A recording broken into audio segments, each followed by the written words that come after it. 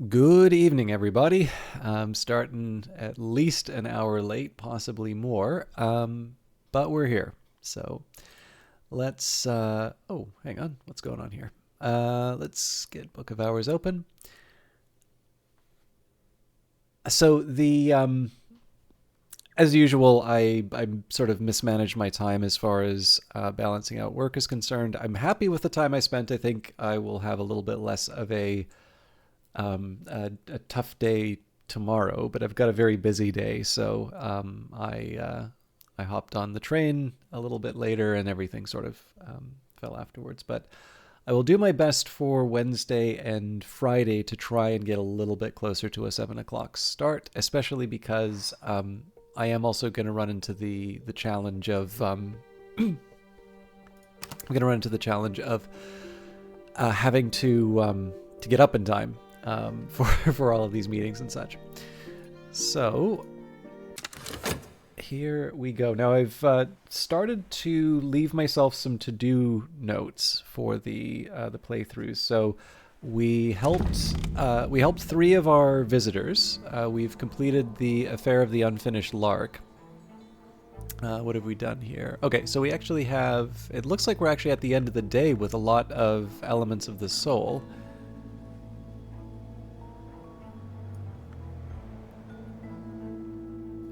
I'm sorry, just give me a quick second here. I want to just make sure. Yeah, 22nd was the. Okay. And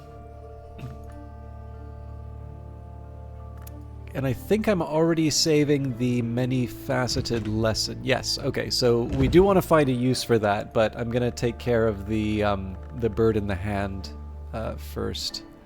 That may be unwise, but we'll see. We'll see how that goes. And yes, our big story here, Constance Lee. When it comes down to it, the Suppression Bureau's just another cabal deciding what books everyone should read, and then reading them itself. My letter of resignation is ready. I'll send it from somewhere safe, without a return address. Here's how to reach me if you really need to. Connie is no longer a visitor and will take no further part in stories, but she may still become a founder of the Lighthouse Institute. Now, this is one of the things that is weirding me out a little bit, because if I take a look at the save here, there's no slot that will accept Connie. So she does have some. She does have a few aspects here. So we've got interested in Moon, visitor of the Affair of the Friar's Tapestry, grateful, unsociable. Visitors marked as unsociable are wary of other visitors and won't attend the usual kind of salon. Agenda Revelation. This one wishes to share knowledge despite Calyptra. Inspired, someone with a higher agenda. And Visitor. Now, I will say that there was a bug in another version of this which actually showed Connie in one of these slots. So it's not entirely clear to me if we're running into a situation where I need to somehow reset the behind-the-scenes verb, or if the excuse me, or if there's something else that will enable Connie as a founder. It would be really nice to finish this story by putting her in the Lighthouse Institute, but this may just be giving me another reason to play the game again. And we do have a full version that didn't have its origins in the beta. That's on YouTube, and then of course I'll be playing this game on other occasions as well, although I would like to change it up a little bit in the future, so I think I'm going to move on from some Weather Factory games after we complete this run. So let's think about the next few moves. So I do, if I can sleep on the... I actually think this is really weird that I have this many elements of the soul open, because it would seem to me... Oh, hang on. Sorry, I'm mixing up my playthroughs. I was about to say, it's like, well, if this is true, why don't I just catalog all these books that I haven't read? And I'm like, there are no books I haven't read. That's the easy reason why. Okay, sorry, I'm getting mixed up. Okay, so we have the Gospel of Zacchaeus. I think I even worked out a way of handling that one, but I don't remember offhand. We'll deal with it in due course. Is there any other big Well, I guess the big one for me moving forward would be the status of these books. I believe I am reading... Yes, actually, we should be reading the first Cosley book so that we can get the memory to cure the curse. Okay, I think we've got enough to unpause, and we will see how the day goes. Now we can also do some prep for the next salon, but let's take care of the current needs. An afternoon spent profitably, reading newspapers to the curious, writing affectionate letters for the lonely, steering farmers through the requirements of the Ministry of Agriculture.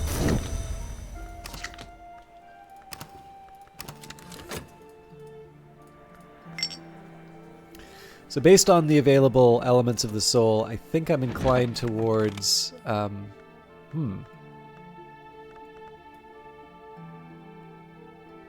This must be because I thought I could level up Pyroglyphics. Glimmerings. An anonymous prison diary written by a dreamer convicted of oniric irresponsibility and confined to the cucurbit. The prisoner is plainly terrified and bewildered by their situation and has been unable to wrangle a coherent explanation out of anyone, but the dreams keep coming and they keep writing them down. Snow, broken mirrors, half-heard sky music, flowers of white, red, and black, a blood-streaked winter dawn, the most notorious signifiers of oniric risk, fantastically vivid and detailed. No wonder they were locked up. Their final recorded dream is of a worm jewel beneath Brandkrug Isle, which they open with a key carved from their fingerbone. The bittersweet certainty, eventually the sun in rags, always brings its beautiful ending. Moving on, we have Towards a Fundamental Aesthetic, or The House of Glass. Julian Cosley considered this his masterwork. This book houses a Newman, a truth so powerful it can perhaps believe itself. Techniques for perception and analysis which permit invidious and apocalyptic conclusions. Probably the most assiduously suppressed book in history, the entire run was destroyed. Even the presses were melted and dispersed, but the manuscript edition has survived. The perfect hegemony of the hours is perhaps eternal, but, Cosley proposes and describes, confinement inescapable, aesthetic and optical techniques which might contain even an hour, profoundly disrupting the order of the mansus. He presents this as his own work, but there are hints here and there that he received inspiration or even assistance from the nowhere hour named Snow. Inescapable confinement. Everything ultimately comes down to a choice between eternity and history. There's only one place you're safe from both, and it's not a place anyone would want to be. It's a prison that can only exist in certain histories. Any librarian can use this to establish a history and complete the game, but the prodigal and the archaeologist can win a particular victory. I'll move this up here.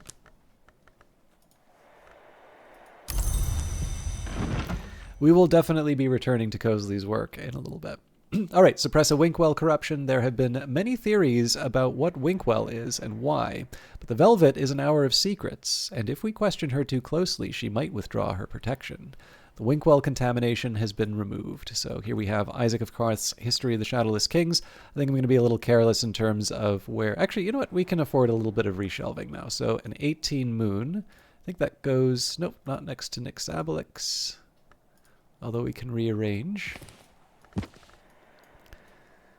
And then we'll have to find a room for a 14 when the time comes. So let's move you over here. In fact, we've already got the room for the 14, so I'll just take a minute here and see if we have any rows. I think History of Inks. Yep.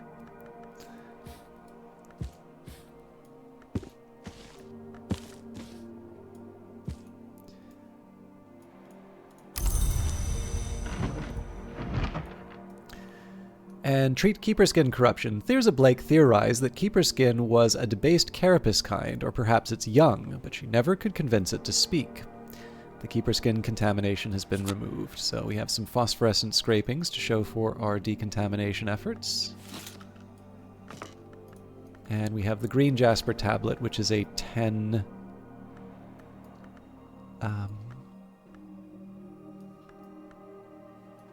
Do I still have a shelf where I'm keeping these mysteries? Doesn't look like it. It looks like everything's either up above or on this shelf here. So if the green jasper tablet is a 10 grail, I think that's not that hard for us to do. Yeah, we can read that anytime we want.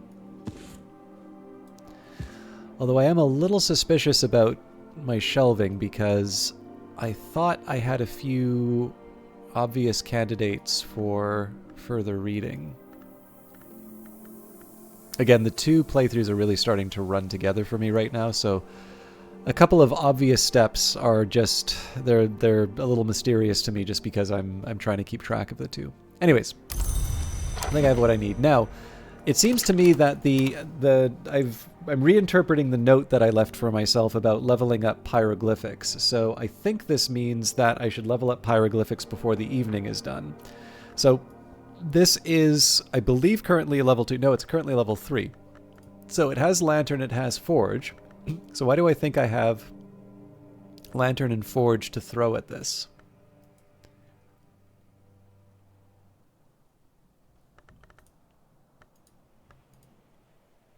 I think probably the easiest way for me to handle this would just be to add...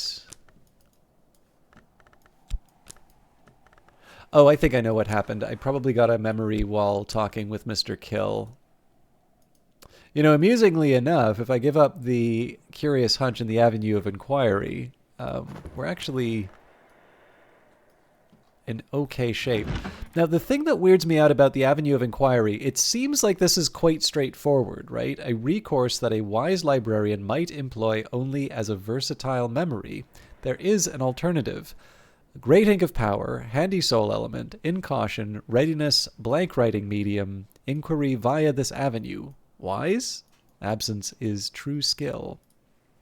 So if we take the Choir of Paper, if we take the Avenue of Inquiry, now I will note here that it's Forge, Heart, Moon, Moth, and Rose. So we don't have every, and Edge, sorry. We don't have every single one of these aspects in terms of Great Inks. But at least in terms of what's listed on here, actually, hang on. 1, 2, 3, 4, 5, 6. 6 histories. 6 aspects, 5 histories. Okay, so we have the Edge and scale and Winter for Nillikant. So we cover Edge here, and we have Forge, Heart, and Sky. So we've got Forge and Heart with Orpiment Exultant. Oop, should have thought. Oh, interesting. It is not the librarian's business to meddle in the world beyond Hush House, but sometimes the librarian gets curious. Sometimes the librarian misuses their prerogatives because they grow restless. This will precipitate an incident, if any yet remain undrawn. If there's already an incident, visitors might not initially interact with the one you intend. Instigate informedly, ye's incipient. That's a neat one. I wonder if that was brought in as a courtesy to players, or if there's another reason for this going in here. So I'm slightly curious, because we didn't make that work last time. Okay, so it's the fact that I had the... It's the fact that I had the skill in that caused that to be weird. So I guess that isn't as big of a mystery as I thought. It was just me being careless. Alright, good to know. I'm not entirely sure I need to draw a new event as much as I'd like to. I think I'm going to keep this in my inventory as an option. And then when Numa comes, or if there's another situation where we want to draw an event, I will consider. I'm too cautious of a librarian, particularly as the magnate. I was rich, but something was missing. I am no longer rich, and still something is missing. Hush House is a place of conclusions, and here, as librarian, I may find mine. The magnate came to the house to conclude a history where they will find peace, but you can complete the game by recording any history. You might wish to begin your studies with Hushery wisdom. I've lived too long, but I'm not ready to die. I've tasted everything, and it wasn't enough. Give me silence. Give me peace. Give me the peace of snow. And another pitcher of water. I'm sure I had good reason for doing this. I think it was just so that I can prep... Oh man, I've got so much water. Revived Snow, lovely to see you. I know I normally get to see you broadcasting, although I say normally, I know I haven't been around in a little while. Certainly not a reflection of your broadcast. How are you doing tonight? Folks, for those of you who don't know, I don't always get a chance to shout out Revived Snow, except before we are hosting. But Revived Snow is a fellow Canadian broadcaster and has a really interesting stream. So first of all, I've seen Snow do some VR games as well, so Beat Saber, for instance. But Revived Snow is a really interesting broadcaster because they are both a camless but also voiceless streamer. They use text to speech. And so I always kind of joked when I was just sort of starting out in terms of streaming that, I would be the first, I was a camless streamer, and then I sort of say I'll be the first camless voiceless streamer, and that just kind of implied that I was going to be running in complete silence. But as it turns out, Revive Snow actually does do this through text to speech, and it's quite good. Like I've really engaged with it. They're a nice broadcaster. I think I may have originally found them through Phantom Brigade, so that says something nice about the taste of games that you'll see over there. But definitely somebody who I've always sort of felt safe hosting an audience, later on at night, usually sometime outside my normal hours. And just somebody who I always sort of feel is a nice, safe pair of hands. And more importantly, just something that I don't really get a chance to see a lot on Twitch. So definitely an interesting broadcast. Definitely a very varied set of games. So there's stuff that I haven't heard. There's some really, really popular games. Also some games that I've never seen before. And I always feel like, every week or two, I wind up with something new that I want to try out after watching Snow stream. So I definitely recommend checking out Revive Snow. If you like Canadians, if you like new things, if you just want to enjoy someone who is fun to watch on Twitch, all of these are wonderful reasons. And no problem. I hope, I'm sorry that I know I'm sort of starting late for the evening for myself, and sorry, I'm hearing my own stream in the background. I know I'm not blowing the doors off. I'm not going to build your career through my shout-outs, but I always like to talk up things that I enjoy. I hope you're doing well. I don't know what the weather's like where you are, but it's not... We don't have snow yet, but it's cold. So, all right, let's keep going on through the evening.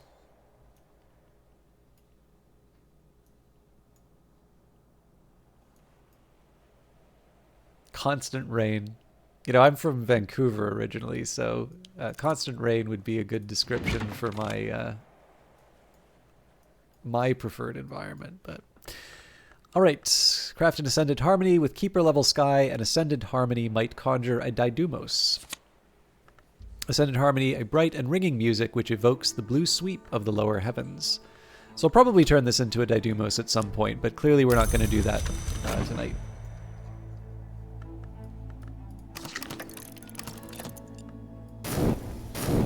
Memories fade, assistance departs, but the soul is refreshed. Now, let's take a minute here. This may be something that I hold off until the right season for, but let's just take a minute to reflect. We've got the Orchard Keeper available to us at the Sweet Bones if we want. So that would mean anytime we want nectar, now is a slightly better time to go for it. And sure enough, we've got the Honeyed Forbidding. So I'll confess I haven't thought too much about what we want to do with our assistants, because I've just been focused on leveling up skills. Let's actually do the math to see what I would need to make this happen. And sorry, my tablet went into sleep mode. I have a couple of hours before I'm gonna do that. So also, Snow, I know you don't know if you like that abbreviation or not. I'm also happy to call you Revive Snow. I don't know how much you know about Book of Hours other than me playing a whole lot of it. So I appreciate that this is not an easy game to get into from the very start, unless you've been in there from the very start. So if you have any questions about what's going on, I am happy to try and give you the crash course on Hush House, because in Canada we don't really have places like this. And so for me, the adventure is twofold. But for now, let's take a minute here. So if I have an orchard keeper, I believe that will give me 2 nectar, but let's just double check that. In autumn, the orchard keepers come to sell their wares at Brandkrug. A shilling will buy one's help. Orchard keepers offer nectar and a little heart. So that tells me 2 nectar to start.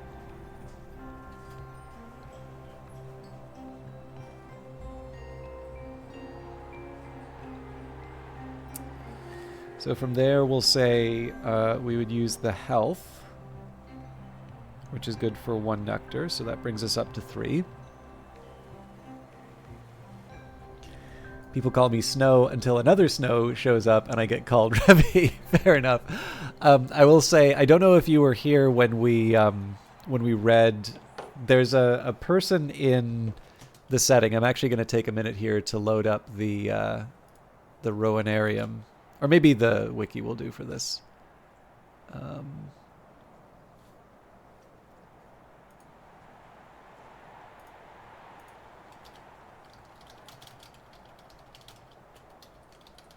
So in this setting, there is a character called Julian Cosley, and he's he would be a figure known as a long. Wait, yes, he's a long. I don't believe he's a name. Hang on. Now I'm doubting myself. I'm pretty sure he's long.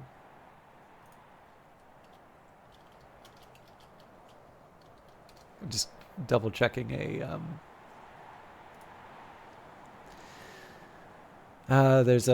not a book, it's a oh, hang on, I think it's this one. Julian Cosley. Yeah, Julian is known to be winter-long. At a prescribed date, his hour patron will ensure him a beautiful ending. But until then, he is even harder than most long to dispose of finally. That said, he is known to have been defeated by an Ascendant Long in the 1920s, and even his true current status, a diminished survivor, a determined memory, something else, is subject of esoteric debate. But anyways, so the he's an interesting figure in this game, and in fact, you do actually get to meet him at certain points in the game as well. But he's somebody that since the very first game in this whole series of things. So Weather Factory's made a few different products in this setting. There's Cultist Simulator, there's Book of Hours, there's also hello Zero Drian Rebarberslas. But basically, he is somebody who's sort of been present as this influential author of text, somebody who understands the occult, and actually appears as an antagonist in some situations as well, but I won't say what game or where.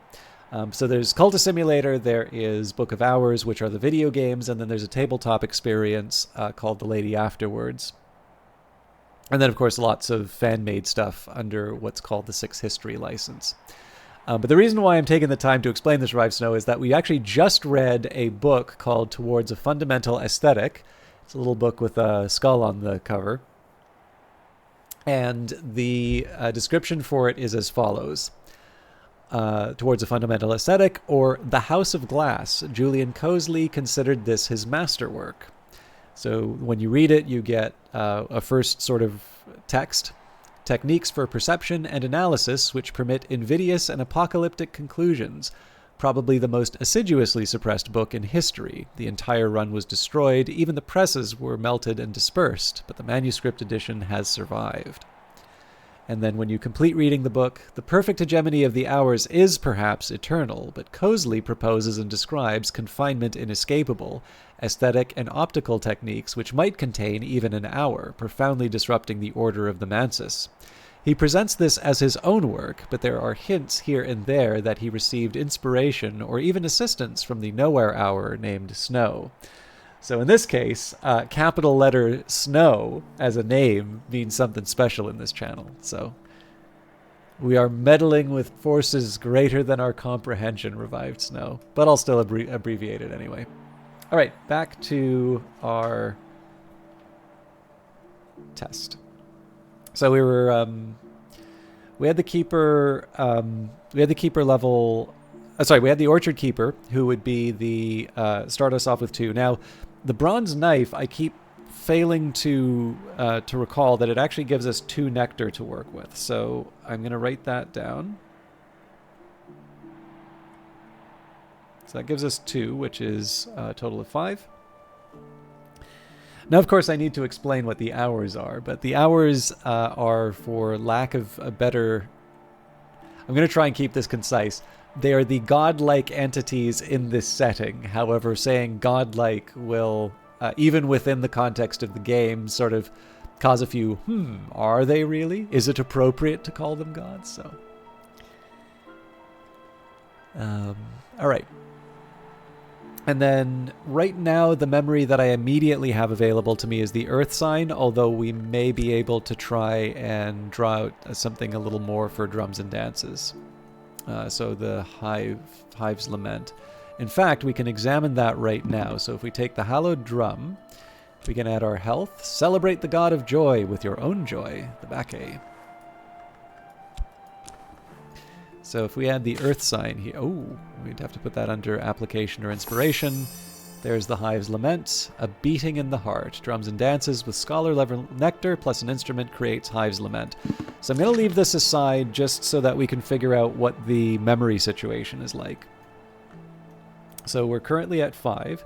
So from here we can add food and drink. So under... Now, if I'm feeling the pinch, and we are getting kind of close to the end of all of the different regions that we can go into, I could just try and use the Sacrament Malachite. Of course, better still, I should use Pyrus Orichalcinius, which we've got 2 in the on the bridge. Actually, let's take a quick minute and see if that'll work. So I could use the dispensary, I think. Oh, hang on, I don't think that'll take the Pneuma pair. Nope. All right. So it's a cooking ingredient, but fruit sustenance thing. So really, I think we need to go down to the Hall of Voices for this. So my best nectar option right now is Leaves and Thorns, which I do think actually gives us what we need. And just for the sake of argument, the Bronze Knife will help us in this case. Yep, there it is, the Sacrament Malachite. So honestly, if that's what it takes to get the Sacrament Malachite, I think we can actually fairly say that we can add that 6 to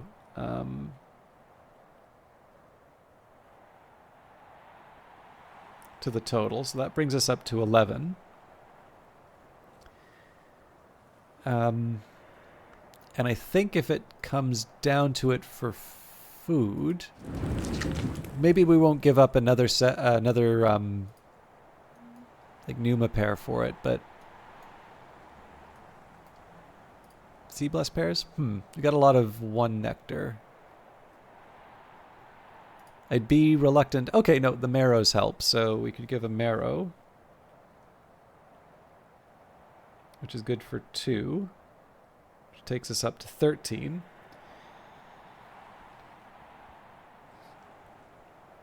So I suppose, yeah, this is actually the funny thing. In the name of experimentation, I'm actually going to not make the Sacrament Malachite.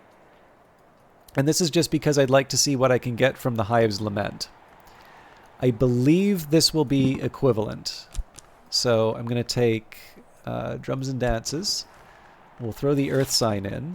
And this is pretty easy for me to handle just because I can read either Durashu Quercum or Wrapped in the King. But right now I just want to make sure that the Hive's Lament does in fact give me 4 nectar, because if it doesn't, then I should use the Sacrament Malachite and so on and so forth. So start with that. Oh, in terms of the... Yeah, so the way that this works in the game, it's by every playthrough. So this was something that they added in the... this is something that they added later in the game. But basically, each time you play, all of these start empty. Now I have a spreadsheet that I kept basically from playing the beta of not just the DLC, but the base game. So in this case, if I want, I can kind of consult this document. There's a couple of cases where I think I haven't gotten a full account of what the different skills can do. But basically, until you actually craft something, it won't tell you what it can do, what you can make. However, it does give you hints depending on how difficult it is. So for instance, we can make Catwink right now. That says Sickle and Eclipse with Prentice level Moon creates Catwink. Or, for a Scholar level recipe, if I use this on Remains, I can render something darkly leathery and chillingly powerful. So I have a few different Remains. There's actually some fun ones in this as well. So, for instance, a heart in a jar. Well, that counts as Remains. But so do phosphorescent scrapings, rendered inert but still luminous. And then Essential Periost, what happens when you boil and scrape us down to our utter fundamentals. So in this case, I'll just take the phosphorescent scrape. Oh, I can't do that because it's not in the right spot. And this won't take edge. Anyways, assuming I get my act together with... Oh, it's the Nocturne area I want. Assuming I get my act together in terms of the places where I can combine things, I figure this will be a decent little illustration of how it works. So here you go. Craft an Essential Periost. Render a winter aspected remnant. Sickle and Eclipse with Scholar level Moon plus Remains creates Essential Periost. Now what you'll notice is, unlike Catwink, it doesn't actually tell you what the final level one is, the Keeper level recipe. So in addition to being the most difficult in terms of gathering all of the aspects that you have, it also it makes a little bit of a puzzle in terms of how you make the certain thing. And the way that you usually find these, assuming you don't just, go online and check out the wiki, but obviously that just invites the question, well, how did the people on the wiki know how to do it? Usually what you'll do is you will read a book in the game, and it will give you an idea in terms of what you need to put together to achieve certain things. That's normally how I tend to find this sort of stuff. Although there was one book that was hidden from me until I did my second playthrough, so there's still little mysteries and fun things to discover. Okay, so we want to get our Earth sign back, so we'll read Wrapped in the King again.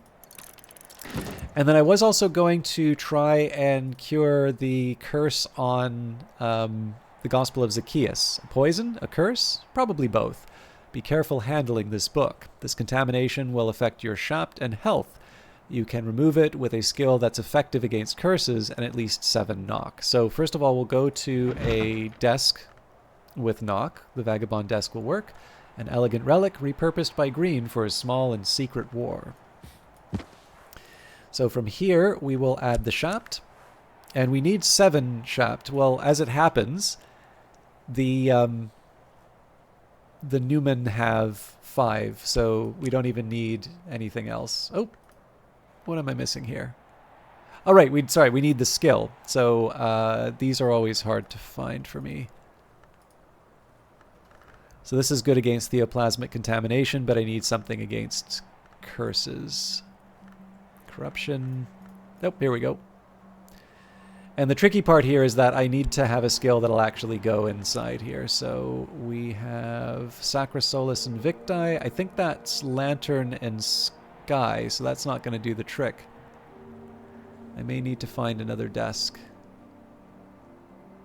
Oh, Tradiza Hyra too. So that's Grail and Moon though, so that's also not going to work at Green's desk.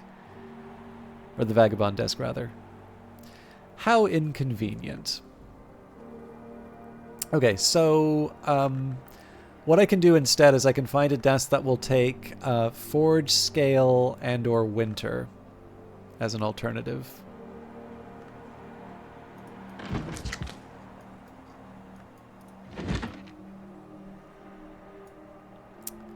Yes, this will take Sacra Solis Invicti. There we go. Oh. Add the book. Resolve Synthic Taint, the Van Loren method. Gervinus Van Loren perfected it in the last years of the Kukurbit prison. Even then, Hush House did more good than harm. All right, so that's going to take a minute, and that's the last book that we couldn't access because of a curse on it. So generally, we're in good shape. Now, I do want to level up Pyroglyphics, and I did make a note in terms of the level that I wanted to upgrade it to, so I think now is the time. I know I'm playing a bit slow, but I want to also play deliberately in this case. So, for Pyroglyphics, we wanted to get that to level 6.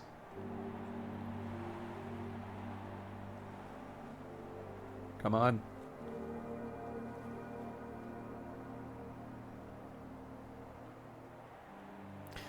So we've got the Pyroglyphics lesson and Disciplines of the Hammer, aka Hammer Time.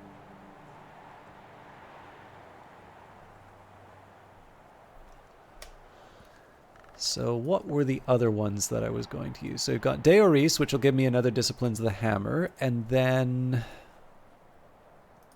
yeah, what did I think was going to give me the extra one? I mean, I suppose I can just use the many-faceted lesson if it really comes down to that, but that feels like a bit of a letdown.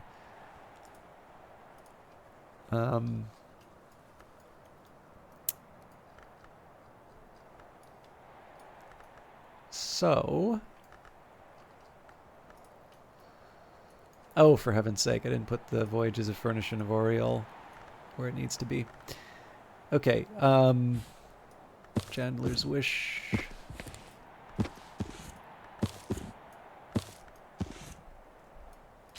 This one again? Cool.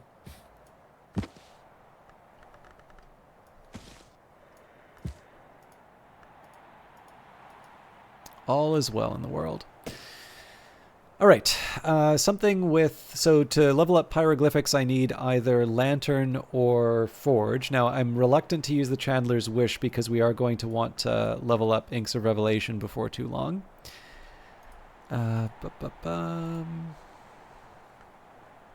Glazier and Lightsmithing kind of has the same argument, and I'm actually not sure we have the sky that we need right now. Because Watchman's Paradoxes or Sacralamea are my two best sky. Getting up to 14 is not an easy thing. Now, Inam Kapingling per Garki Krippus. So if that gives us transformations and liberations, we've got that where we want it to be.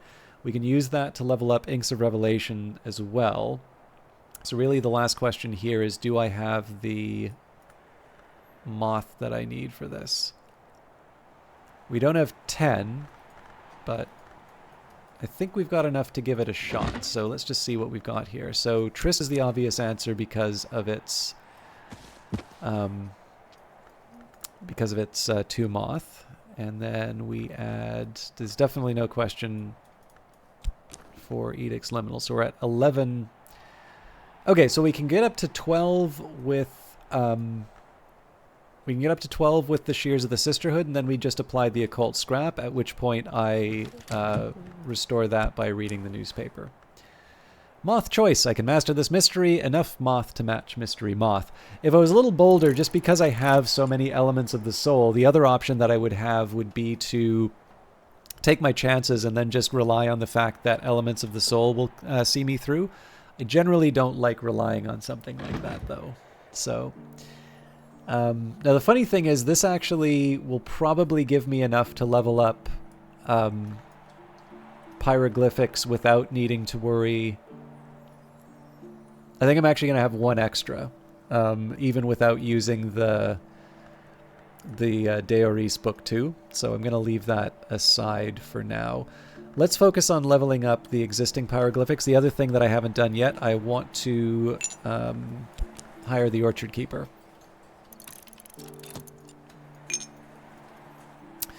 Okay, so the easiest thing I can see happening right now is just bring in the basics to level up Pyroglyphics to level 4. We should have a handful of skills that, or a handful of memories that can level that up without, yeah, so Glimmerings is one of those. Without generating something that the, I'm trying to avoid something that the Orchard Keeper might generate. Okay, patterns also gives forge, so we should work on that. That's fears. I think patterns is up above. Can never remember where I put it. Yeah, looks like we're on to against Vitruvius.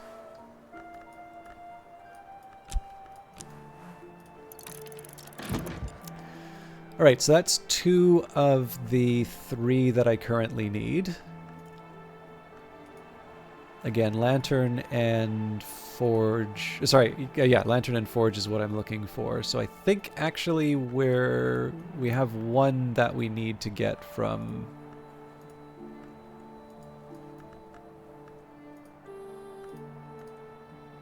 our helper.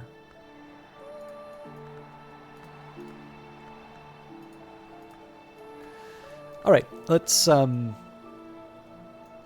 we don't need to get too complicated with it. Let's maybe try and grab a foresight. Actually, you know what? We don't always read we don't read a whole lot of books with revelations, so I'm going to work with one of those this time. All right. And promptly lose it. So Alloy of the White Rose is one that I've wanted to read for a while. So yeah, we're good to go for the Pyroglyphics. If I want, I can just go, you know, I can go crazy and bring in the Foresight as well, but that really doesn't leave anything for the Orchard Keeper to help us out with. If I want, I can try and apply the Ragged Crossroads and Ramson somewhere, but I think I'll leave that aside for now. What I am going to do, though, is read the old newspaper again. Investigate this object. You won't use this up or consume it by doing this. And let's see if I can maybe... bring in a Didumo. Nope, because I don't have a... I don't think I have a table where I can use the fife now. Well, not entirely true. So if I go to this workbench, if I add the Mazarine fife, so then I can add a Faust for the sky. I need to be selective in terms... Oh, actually, Applebright Euphonies turns out to be my best sky. We have to add the Ascendant Harmony for sure. Interesting. All right, there you have it. Let's make a Didymos then. I can always make another Ascendant Harmony when the time comes. And Rain. So normally we would have used this with the Orchard Keeper, but we decided to go for the Hive's Lament instead. All right, in autumn the Orchard Keepers come to sell their wares at Brankrug. A shilling will buy one's help. In Cornwall, it is quite possible to take a stride from the richest vegetation into the abomination of desolation. It has been said in mockery that Cornwall does not grow wood enough to make coffins for the people. Sabine Baring Gould. So the majority of the conversation is going to be to level up this character. So we'll start by talking about health. I'm ready to lend my limbs. I did not use the bronze knife in... Oh, I can also renew an element to this... Wait. Right, we haven't used up an element to the soul yet. Yeah, I have too much water, so I'm going to start pouring this stuff out and renewing elements of the soul with it. But right now I just don't mind letting the timers work their way down, and we can decide on next steps after.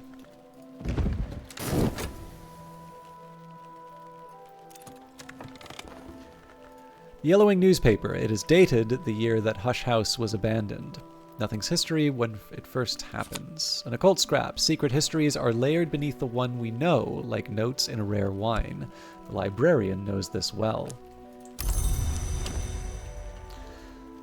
Alright. What else do we have here? I don't think I have anything for the consider verb right now, so I'm just going to let the timers run for a little bit. One of the reasons why I was comfortable loading up these memories is that the majority of time, or not the majority, but the starting time with the assistant here is just going to be leveling up their abilities. So Proffer a tool, I can lend my assistant something to help, increasing their abilities.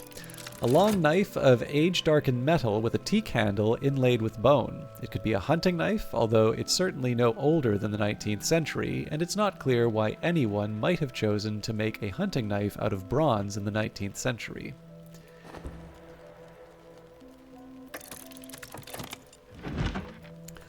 All right, the alloy of the Let's try that again. The alloy of the white rose, an account by Mistress Whiteflower of the alchemical techniques favored by the House of York, also identified with the Dawn Road. These techniques failed to bring them victory in the War of the Roads, but are not to be discounted. The author asserts proudly that the Dawn Road ends in the Second Dawn, and hints darkly that the downfall of the House of York was Grail sabotage. Mistress Whiteflower urges a history of Uzalt, where the Second Dawn may come to pass. She identifies xanthotic essence as Uzalt's predecessor. She explains that with sufficient lantern, bitter black salts can be purified to xanthotic essence, and iotic essence can be exalted to xanthotic essence. So I can actually show you the recipes like this. So again, just to be clear, with lantern, bitter black salts can be purified to xanthotic, and then iotic can be exalted to xanthotic. So I gotta remember if I... What was the skill that we get from this? Purifications and exaltations. I probably can't do it with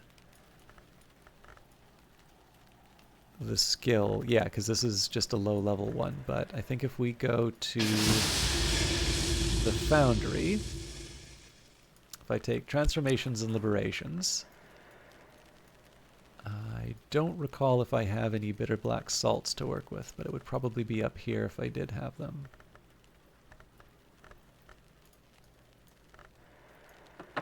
Nope. All right, let's go to the alchemy set then.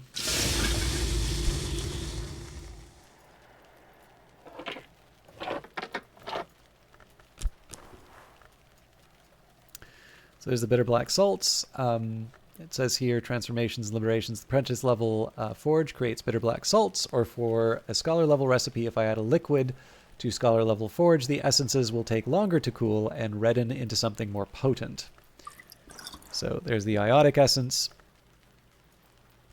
It looks like I haven't actually converted iotic essence yet. So if I do one of these, I'll make the Orpiment Exultant, but I think I can add... Okay, we've got Refulgen. How the hell am I going to get the lantern for this? I mean, this is... okay, I'm not going to go for it. I was going to try and add the Xanthotic Essence just so I could illustrate it, but obviously if you have a Xanthotic Essence to perform the operation, maybe you don't need it. So, anyways, let's carry on. Wrapped in the King, detailed accounts of secret bacchanals and ecstatic dances observed in necropolises and graveyards in southern Europe, in Egypt, and in Anatolia. The author is a self-confessed ghoul, an eater of buried flesh. He claims to have witnessed the dances while at his feasting. The dances draw from the traditions of the mysteries, of the cults of Isis and of Sybil, but include both symbolic and literal flayings, and the human heart is always central in the rites.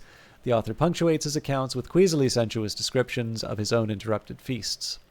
At these greater feasts, a black pig is always crowned as king before its slaying. On this occasion, its heart was weighed in the balance against a knot of feathers, and its skin became a cape for the officiant. Its flesh was left for the crows, but I must confess that my interest was not in its carcass, but in the perfumed flesh of the milliner laid fresh in the earth.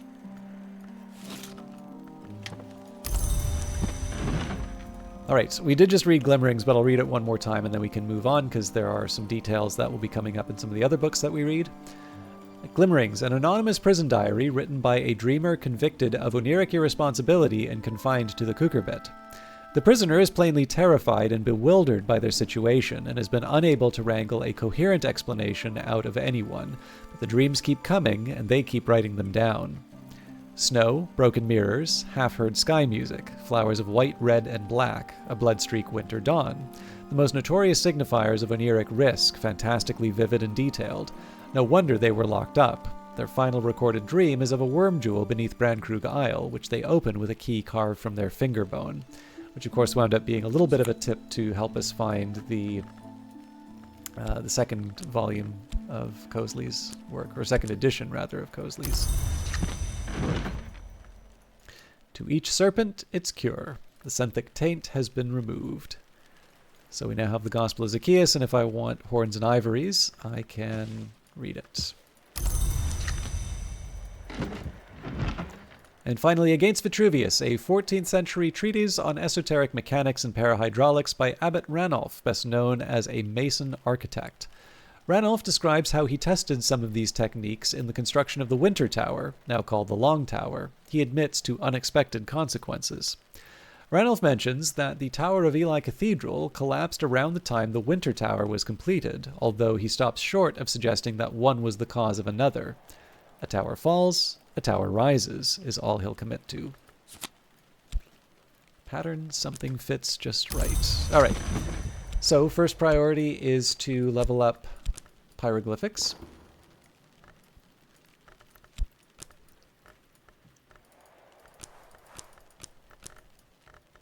I might as well use metal here. Another fruit plucked from knowledge's tree. And the other thing I think I forgot was to... So one, I want to restore an element of the soul by drinking some water. And then the other thing I want to do... I'll bring back the health just because I imagine my outside option is just to drop another pitcher of water. A quick nap in a warm bed with something comforting to drink while the winds chase the clouds and the clouds chase the sun. And I think I forgot to occupy myself with a sweet bone. So fixing and mending. There's not much work on offer in Brandkrug, but I can find 6 pence worth of odd jobs. So this will just keep the money flowing in. Not that we are short. Oh, I should probably be moving on the next batch of reading. I think we'll do the same thing that we did last time. We'll just add the foresight to it. So, Letters to My Successor from Gervinus van Loren. The Pale Desk. Solomon Husher himself commissioned this from Lockwood Fen Boggu, blackened and half fossilized by centuries under water. Here at this desk he wrote his doomy allegory of winter and its romance with the sun. When he blotted the last word on his manuscript and rose from his work, the timber had turned pale as fresh-cut maple. Or so the story goes. All right, let's see here. So we've got fears, secret thresholds, earth signs, solace, storms, intuitions, foresight, and foresight. Let's go to the War of the Roads first.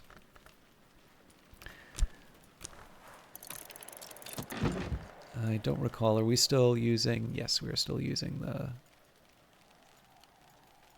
desk in the Motley Tower. All right. The Desk in the Reading Room. The book wheel is a De Wolf heirloom, a gift to Ava De Wolf from her admirer, the adept Franklin Bancroft. The desk and lectern are much more recent. Steel plaques on both read to Gervinus van Loren in gratitude for his assistance in the closing of The Winding Stair. E. Abney Hastings, Nocturnal Secretary, 1928. Trying to decide the best thing to toss in here because I forgot to go to Crowcross Sands and the Moor today.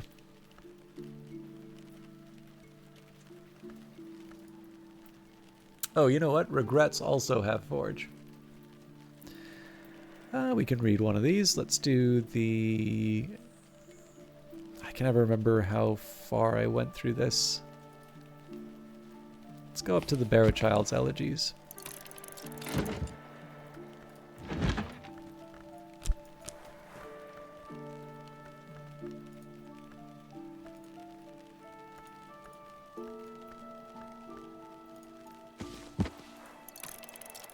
I think that gets me my 4, but I feel like I'm short on one of these.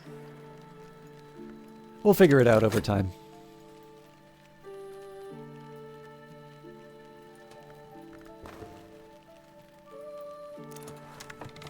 Alright, this tool has boosted their aspects appropriately. Now, I've forgotten where we were. We were going to use the Hive's Lament, but I also was going to feed food and drink.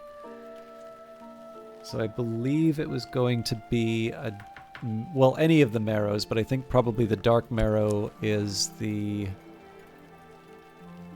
surplus that I have. We have 1 acrid marrow, 2 golden marrows, 3 dark marrows, and I don't think we have any pale. Nope, no cake. Dark marrow. In Brandkrug, they take their marrows seriously. This is a marrow with secrets. I can offer my assistants something to eat. This will also increase their aspects. It's also just friendly. Or sorry, this will increase their aspects. It's also just friendly.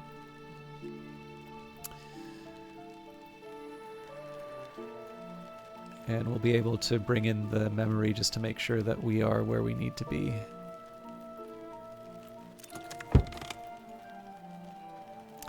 A buzzing in the skull. Hive's Lament, a song of pragmatic sorrow. So 2 moth, 4 nectar, and 2 winter. This is exactly what I was expecting. I am actually going to do this right again, simply because it's a persistent memory, so I can keep it around even though I am currently... So I'll have this used within the 90 seconds it takes to make, and then of course from there we'll read Duratio Quercum to get the earth sign back. Nectar, the fruits of knowledge. I've already mastered this, but I could reread it and perhaps recall a memory. The skill is now level 4. Its power aspects have also increased, so we'll get to level 5 with Disciplines the Hammer in a little bit, or possibly with what we get from this book, although I think it would be better for me to use the Disciplines of the Hammer.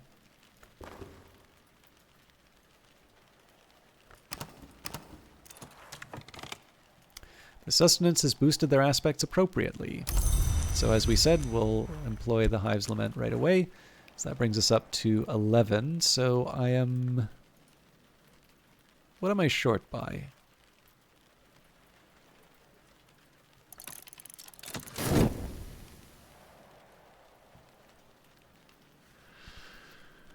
Okay, so I... I have a Keeper with 2, Health 1, Bronze Knife 2, Marrow 2. I think I might have messed this up.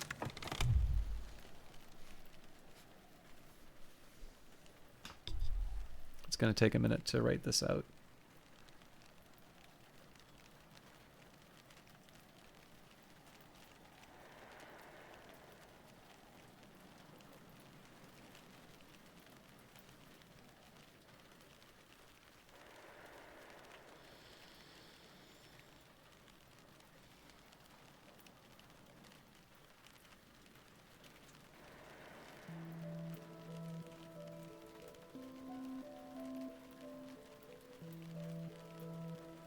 Okay, so we've got the element of the soul, the tool, the memory. We've got food, which brings us up to 11.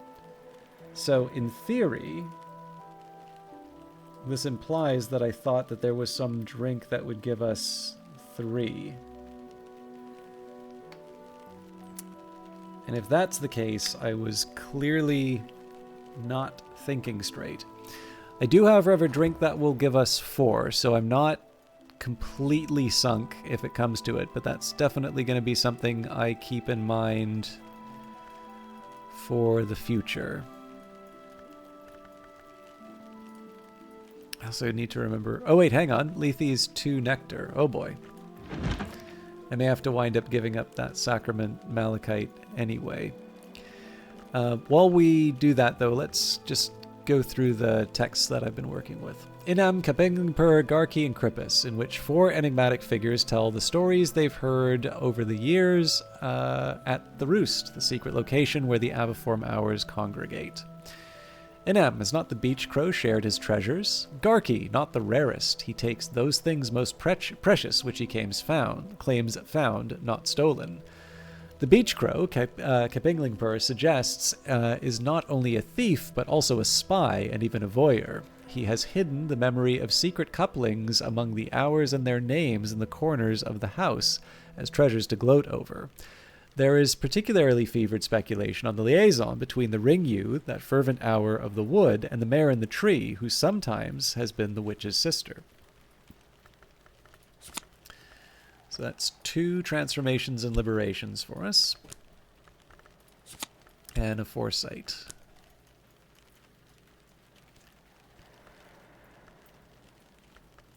So we know that's going to get overwritten when the time comes.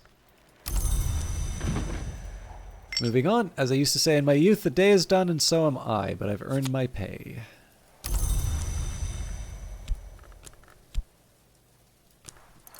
I probably don't need to be renewing this, but I'll go for it. It is autumn and leaves when the leaves rustle. The silent landlady has served me apple pie with steamed cream in the window nook. And crafted Idumos. The dream of a star is not apparent to the human eye, but its presence, once felt, could not be mistaken for anything else. No star is permitted upon earth, but we may cozen them to dream of us. And the dream of a star we may take a kind of form, which we call Idumos. Thomas DeWolf. So if I can, I'm going to turn this into an Ascendant Harmony as well. So actually we just need a memory, but it's just as easy for me to bring the Mazarine Fife in. And then there should also be a Wind and Waiting, which we can get with the Fife, but right now I'm just going to conjure the Bright Sky music. Okay. So should probably just double check the pantry. So Dandelion Wine gives us 2 nectar, so that's 1 short of what we actually need. Now, nope, Cuckoo Honey is also 2 nectar. So this may be a point where I just want to... I maybe just want to check my food list, but honestly, if we're limited to drinks at this point, I really think it's basically the Sacrament Malachite I need to give up, which again feels so like such overkill. But you know, the alternative is to go for nothing, so let's... Well, while I'm at it, we're probably going to need another one anyway. So let's take the bronze knife. Leaves and thorns. We'll add a health.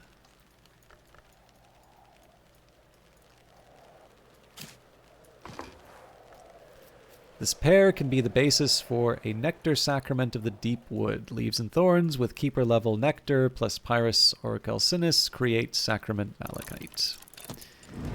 So not my favorite choice, but a necessary one.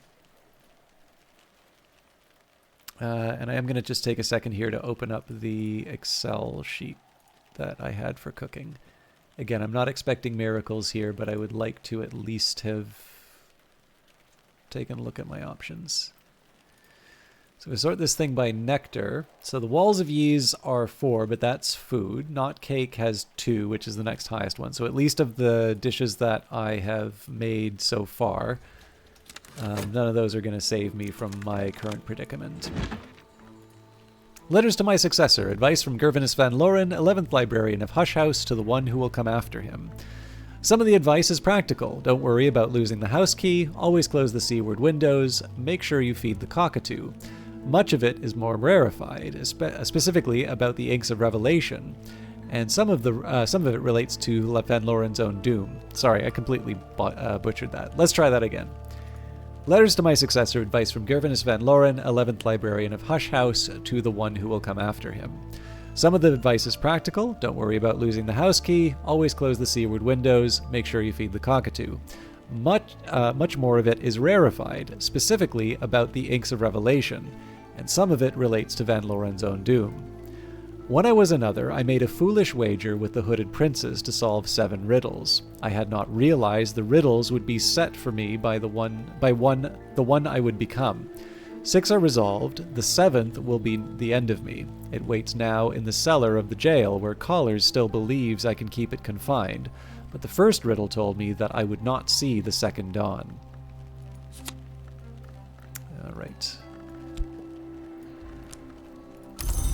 Revelation. The Wars of the Roads, 1451 to 1551. Willis Ford describes the Wars of the Roads, an event in a history other than our own, in detail. From its beginnings as a martial philosophical dispute between the dawn and sunset roads of alchemy to a war which ravaged half of Europe. It is now widely believed that the sons and daughters of the Red Rose were forged into immortals. Understandably, they are, after all... Sorry, let's try that again. It is not now widely believed that the sons and daughters of the Red Rose were forged into immortals. Understandably, they are, after all, now all long dead. The forge itself devoured the greatest among them. The royalty of England, according to Willis Ford, became the sovereigns of the Leashed Flame, destroying or transforming their enemies, conquering Europe, establishing grand cathedrals to St. Spark. The alliance with the Forge begins to take its toll. At last, the Bronze King undergoes his great misfortune and great debasement, and is afterwards known as the Copper King. His attempt to cheat the Forge ends badly, the Leashed Flame is released, and the King's heirs are merely mortal sovereigns.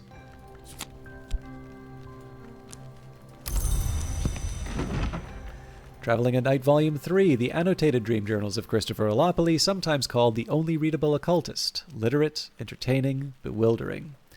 Alopoli's disquisitions on fire and the unburnt god are interrupted by passages of distractingly erotic poetry addressed to Baldemera. To reach the stag door, I believe that all you really need is to want something enough, but I've never wanted anything that much, except of course Baldemera, and I'm very much afraid that the knot in the story is this. What Baldemera wants is the stag door. But here's something I learned in Persia. Perhaps it'll teach you what you want.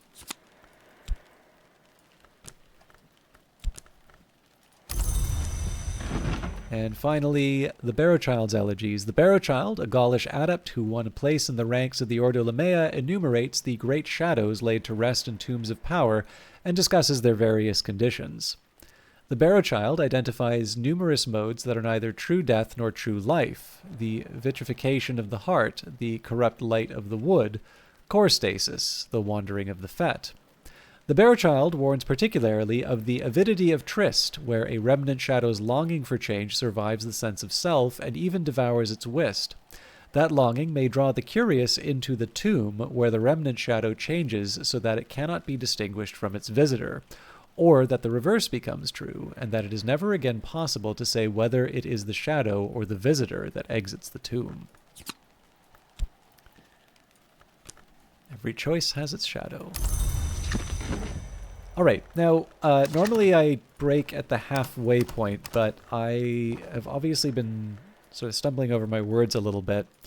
I would like to get a cup of tea and just maybe get up and sort of shake some of the cobwebs out. I actually have a tightrope to watch. There's a presentation that I was going to give tomorrow, which is purely voluntary, but I wanted to try and put together a slide deck for it. And that's obviously going to happen after the stream, so I'm going to need a little something to pick me up. So if you don't mind, I'm going to take a couple of minutes to put the kettle on. I'm going to make some tea, and then we'll be back, and I'll try to make that the only break, but if I need a refill, I might take another one. So, if you've been here since the start, or even if you've just been here for a couple of minutes, now's a good time to get up, have a stretch, otherwise take care of yourselves, and I'll try to be back in a few minutes once, once the water's boiled and all of that. I will see you all in a little bit.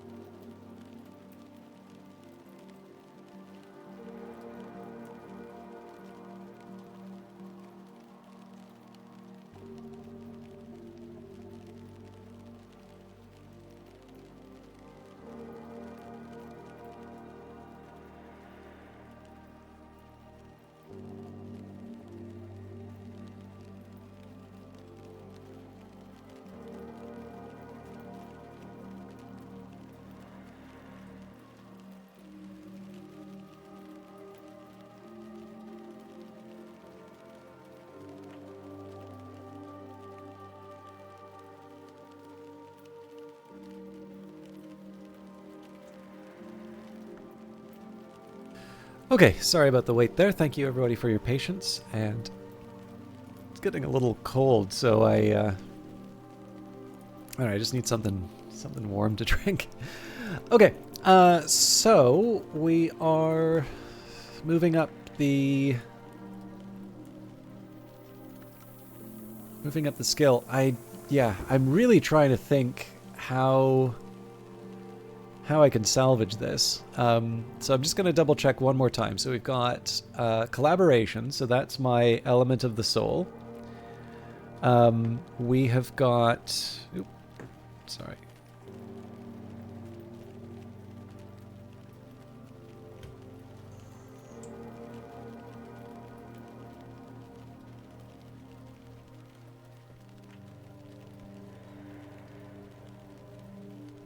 Okay.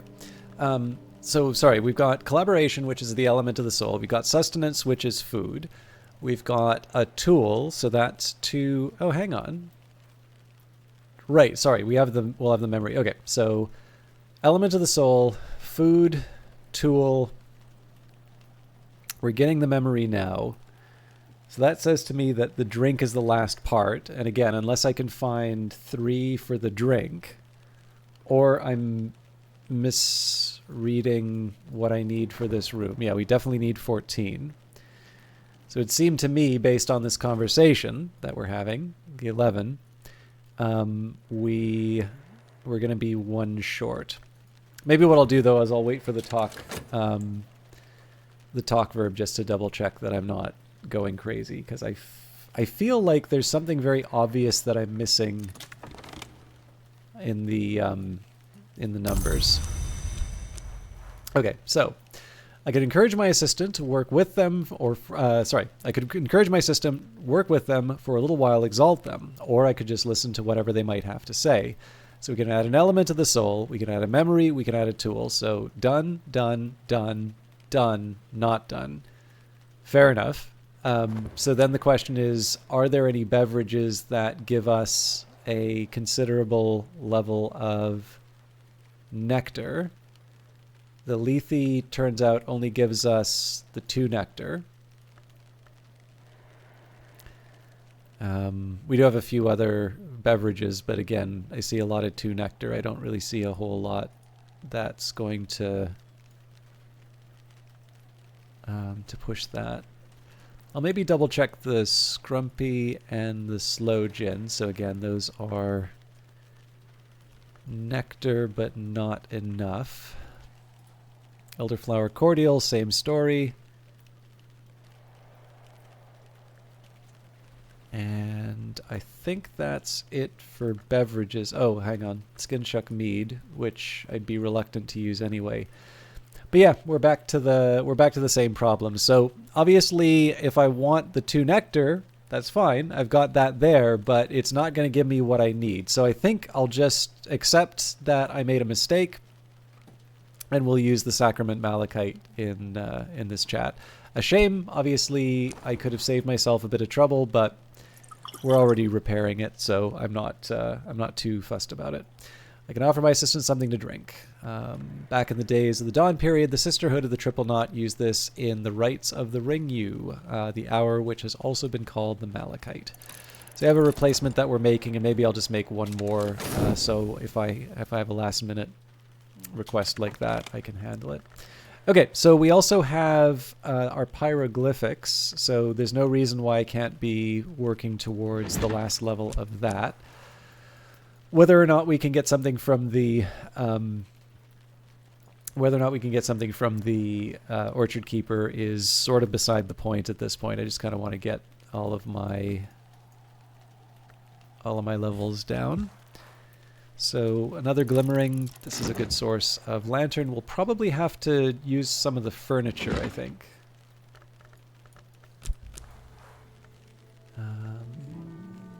So locksmith stream, light in the keyhole. I did forget to use the winter desk.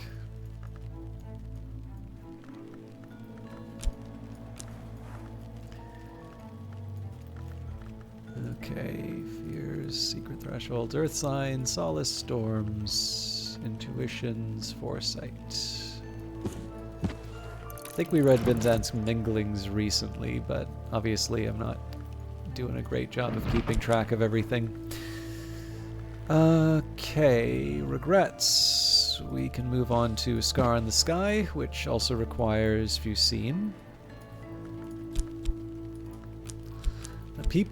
A people lived east of the lost lake Fusino. Horus warned that theirs was a land of witches. This was their language, called by some the Dry Tongue, and by others the Tongue of Witches.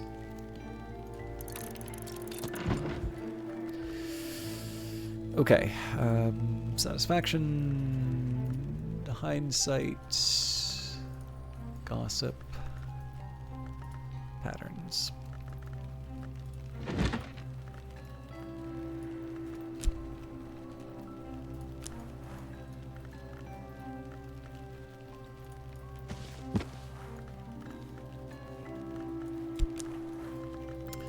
Ramson, this language has been called Mantique Altair and Lengua Aukel and the speech of birds in Ramson and the hazelnut tongue, but it's a language of secrets, and its true name may never be used. The aviform hours use it at their roost, or so the story goes.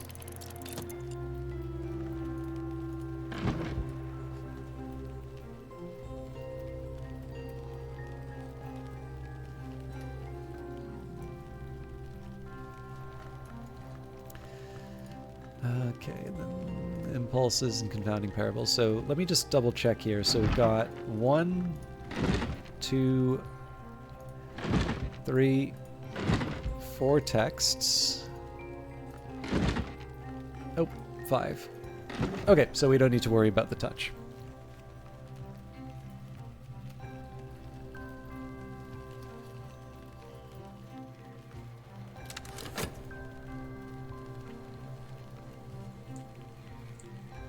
We may still try and find some use for the lessons. We may still try to, we may still try to get a few more memories or do other work. But for now, I'm happy to just sort of, even if I just wind up having a couple of elements of the soul left, it can give me, it can give me a little bit of an idea in terms of what I can get done over the course of a day, and especially when I'm sort of playing it by ear sometimes or otherwise prone to mistakes. It's just sort of nice to have a general idea in terms of how many elements of the soul should I be using on any given day, or should I expect to be using, even if I'm going to make some mistakes in between. So, Durashu Quercum. In English, the title translates roughly as The Account of the Oaks, but this is Nathaniel Darcy Evers' fascinating, if haphazard, survey of the occult properties of every tree he can find, not just oaks.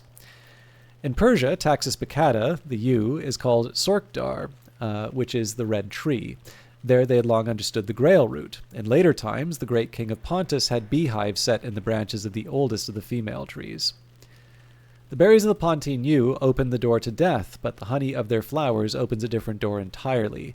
This was not the great king's Mithridate, but one who has suckled at the great yew fears poison no longer. Perhaps they should. Nathaniel is here distracted, however, by the toxic properties of certain inks. He does mention more usefully that the minor ink of power Yugol can be brewed through rites of the roots with the assistant of the aspect nectar.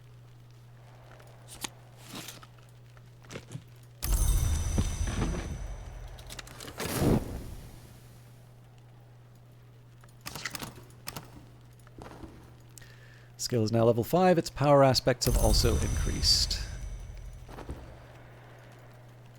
So one of the things I may want to be considering in future is when I have a... how do I put this? So if I have a... like if I'm trying to decide on a specific skill at any one point, right? So I say, okay, I can grab a handful of lessons and I can use them to level up, skill A or skill B. One of the things that I should eventually be focusing on, and we're really kind of at that point now, is I'll have something like the Chandler's Wish where I'm like, okay, so this one probably is within my means, right? I'll use Disciplines of the Scar, I can use Faust, and we're good to go. But if I think of something like Each Flame is Fuel, the best that I've got here is 7 from Applebright Euphonies, and then Faust only gives me the one sky. So if I can, trying to level something up with the higher level of sky would be ideal. Now, there's some back and forth on this because the other challenge is I want to try and make it so that I can unlock new branches on, or not new branches, but like new levels on the tree. So if I can, it would be nice to sort of move this stuff up one node at a time. It might make a little more sense if I show it here. So, if I'm going to be pursuing Bosk, it would be nice to have, Bosk 7, Bosk 8, and then Bosk 9. And likewise with Skolakosophy, to try and handle this stuff sort of one at a time as I can. Is it going to turn out that way? I'm not 100% sure. Obviously, I have some things available to me right now, and others, the skill that I really want is going to take quite a bit of effort to level up. But if I'm missing the low-hanging fruit, right? Like if I have some skills where I'm like, okay, I really don't know what I'm using these lessons for yet. This is around the point that I should start thinking, okay, so let's start noting where where I can start getting more books, and specifically which of those books are going to enable other upgrades that'll sort of help unlock those next nodes. There's no rule saying that Book of Hours has to give me the skills that will that'll push me to the Tree of Wisdoms that I want, and this is one of the reasons why I've been hanging on to I'm actually quite worried that I don't. Yeah, there it is. This many-faceted lesson. Basically, I'm hanging on to it because it gives me the largest number of options, but it's not a persistent memory. So if I don't keep it overnight, then I'm going to lose it forever, and I'm going to regret not assigning it. So that's kind of why I've been structuring the day as I have. All right, finally got my tea, and I'm trying to warm up a bit. All right, where did I put that water? Right here. I think I can just pour this out. Pour it out.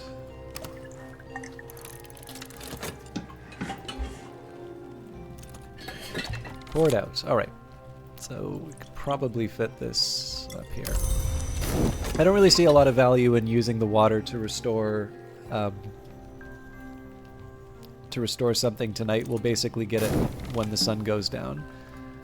But we can at least try to get the various skills leveled up that I want.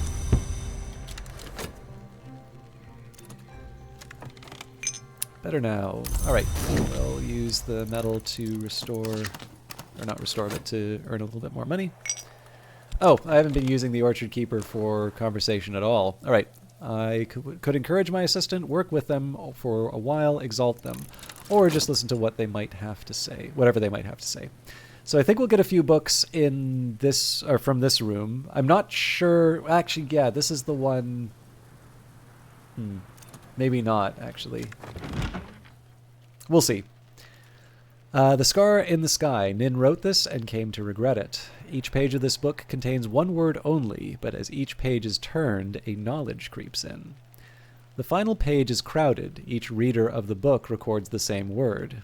Now it is my turn.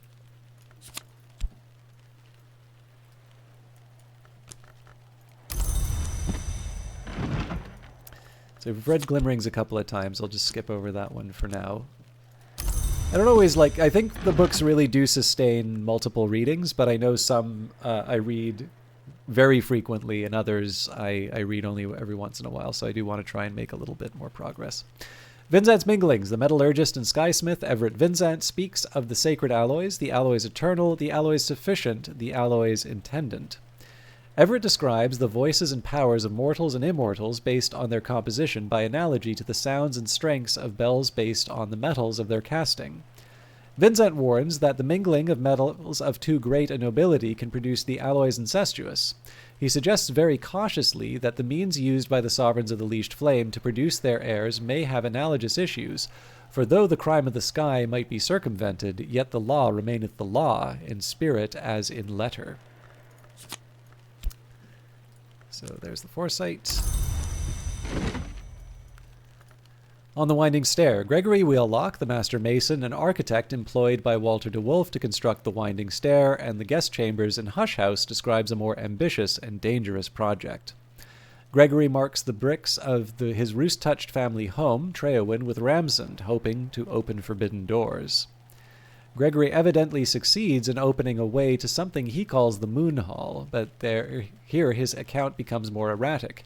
He insists that in the Moon Hall, the horned axe is still an edge power. He hopes for an eternal rival, but cannot find the one he needs. The narrative is increasingly interspersed with chess notations and ends abruptly.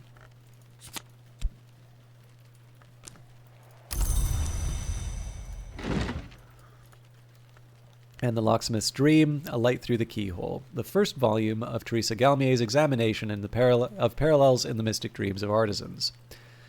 The parallels in the mystic dreams experienced by carpenters, masons, and other artisans, and what they purport to reveal about the architecture of the world. Surprisingly mordant and even funny, no one has ever explained why Galmier devoted herself to this chaotic exploration of artisans' dreams. Time and again, we hear of the wood, which rises from the world's foundation. All trees reach for light. What does the wood reach for? Is there a difference between light and light?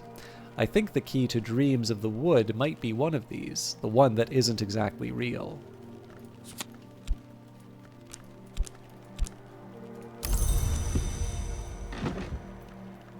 Right, so at long last, we have our pyroglyphics. I'll have to move this in the overall order of things, but I'll worry about that later.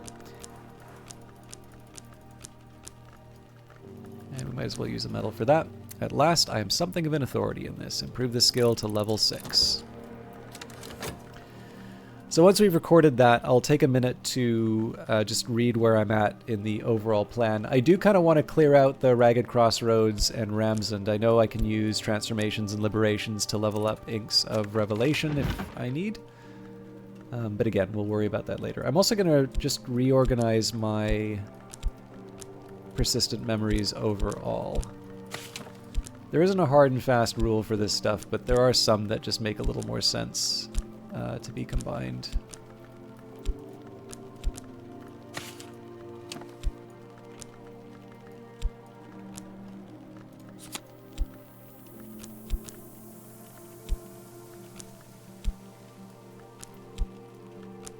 All right, this'll do.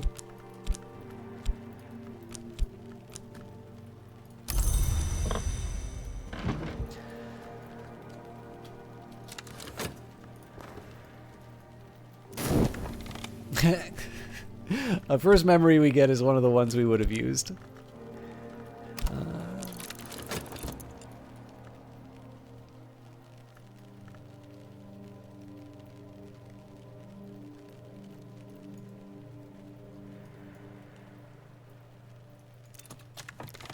Alright, Pyroglyphics, one script that all the world must read, even the blind, and it is written in flames. Matters of fireworks and their kin, lights, colors, infernal detonations.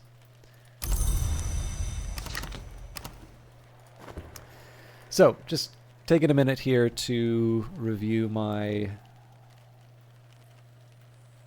list here. I don't think it would be a bad idea for me to just abandon conversation with the Orchard Keeper and send them to open up another room. I also think if I try to make another Sacrament Malachite tonight, I'm going to lose the element of the soul. So, Pyroglyphics was going to go into Ithistry, so that's 6 of 9. So the next one on the list...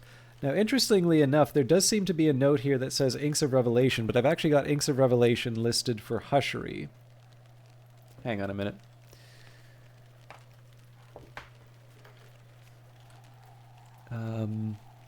I'm going to open up another spreadsheet that I made.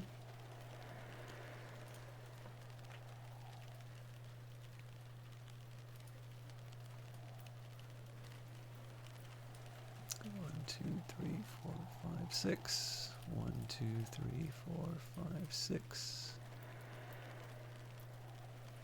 I'm a little suspicious that I've actually messed this up.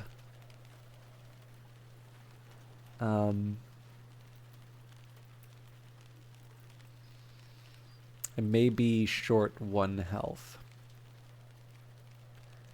But I don't think it's worth spending a whole lot of time reviewing it, so. Oh, especially because I think this is a completely unrelated list. Okay, so Purifications and Exaltations would have been the next 7. So Purifications and Exaltations kind of interesting, just based on the Lantern and Sky, because technically Sacrosolus and Victi is the same one in terms of what I need to apply. I'm really looking for something for Ragged Crossroads right now, so something with Winter or Edge. And then for Ramsund, okay. So I'm noticing on the list here I had Insects and Nectars, Orchids and Narcotics, and Glass Blowing and Vessel Crafting. But of course, if I put Glass Blowing and Vessel Crafting up, I could also apply that to Purifications and Exaltations. The other thing that I think is kind of interesting... Well, okay, so if I do Inks of Revelation... So I apply that to Hushery, then I can apply to Glass Blowing and Vessel Crafting, which will have the nice side effect of a reasonably high sky level. Not like the highest that we can do, but it's okay. It's one above the Applebright Euphonies. And then from there we'll have a home for Quenchings and Quellings if it comes down to it.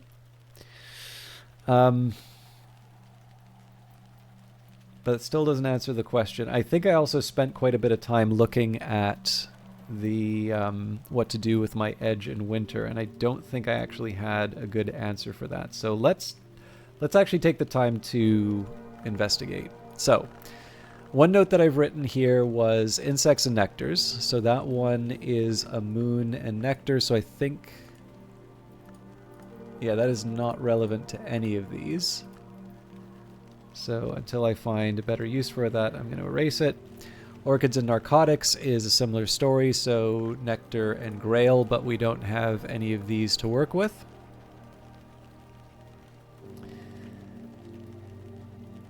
All right. So I'm going to go back to some basics. So Insects and Nectars writes the roots and furs and feathers. None of these will help me with my current need. Actually, probably the better thing for me to do is just hover over the edge. So Sharps, Ragged Crossroads, Disciplines the Hammer. There's a few of these that I haven't applied yet. And then Winter-wise, maybe Inks of Containment?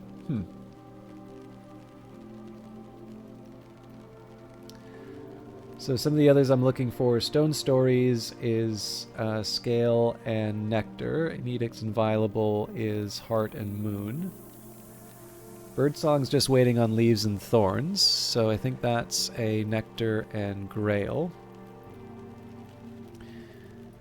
Anbury and Lapidary and Sacrosolus and Victi are the only ones left for Horomachistry, so those ones aren't really covering anything that I need right now. Ithistry, we had Spices and Savors. Sorry.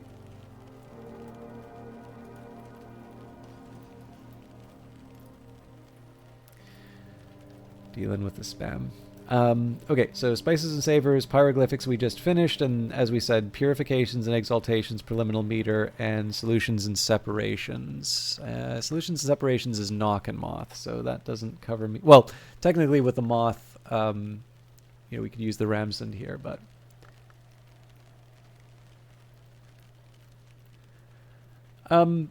it depends on the playthrough, Rebarber Slaps. So I mean, the fact of the matter is, I think even if you completely randomly, maybe not completely randomly assign, but the fact of the matter is there's only so many places that you can put the various skills, and you're forced to put them to higher levels as you go up. So you kind of have to be trying, I think, to keep certain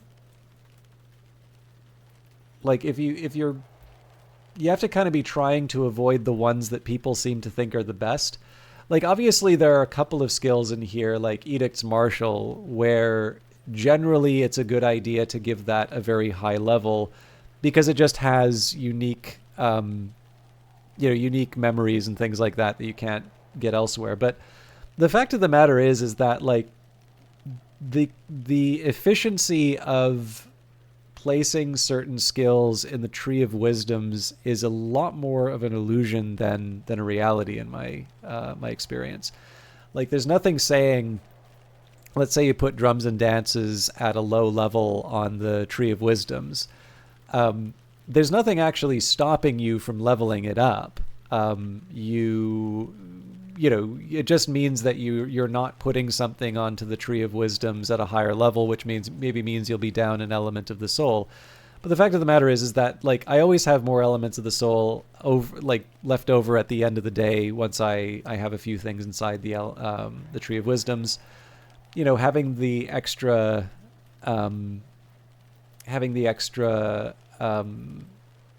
one or 2 points for the aspects, that's helpful with things like the visitors. But of course, I also haven't been taking advantage of the rare visitors that stop by.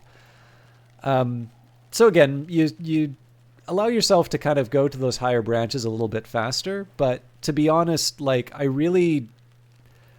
think the thing is that once you kind of know what's there and people go through the Tree of Wisdoms, like it's really easy to start planning this stuff out. But the thing is, I don't think the game was ever intended to be planned that way, right? Like I think the game is a lot more about discovery. And so I usually like to go around a specific thing that I'm trying to achieve with a playthrough in terms of like I happen to like this implication of placing this thing on this branch a little bit more, or this playthrough. There's always been one reason or another to kind of stop me from doing a full Tree of Wisdoms where everything's at like the 9. So sometimes I'll want to just get to level 9 on one of those branches that I haven't done yet to get the achievement. In other cases, I want to craft a particular worldview through the Tree of Wisdom. So very rarely, I won't say it's irrelevant, because some skills are very helpful, like being able to get a Wormwood Dream without a lot of effort is helpful.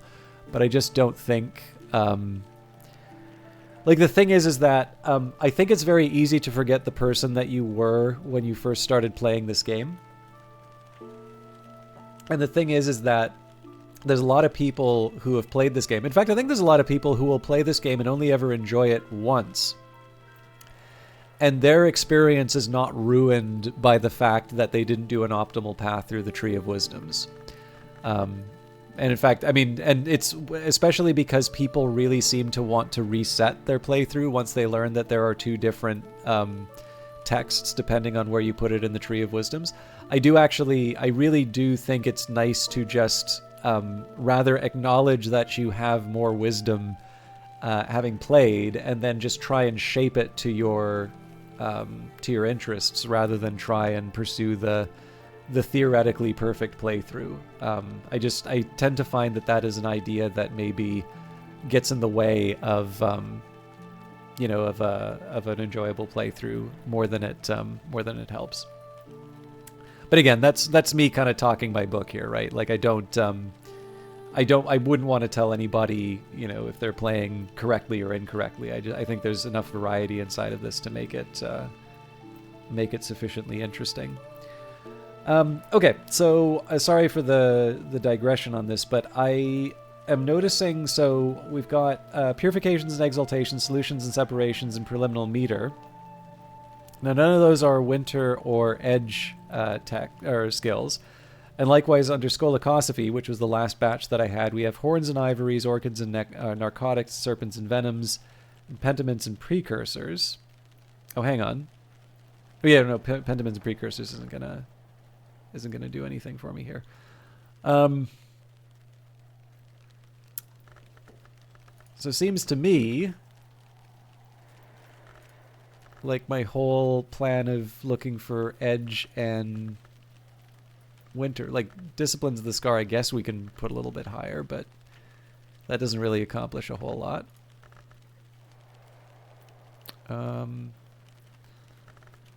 Really just want to double check that I... Okay, so Ragged Crossroads, where do you fit in this whole thing?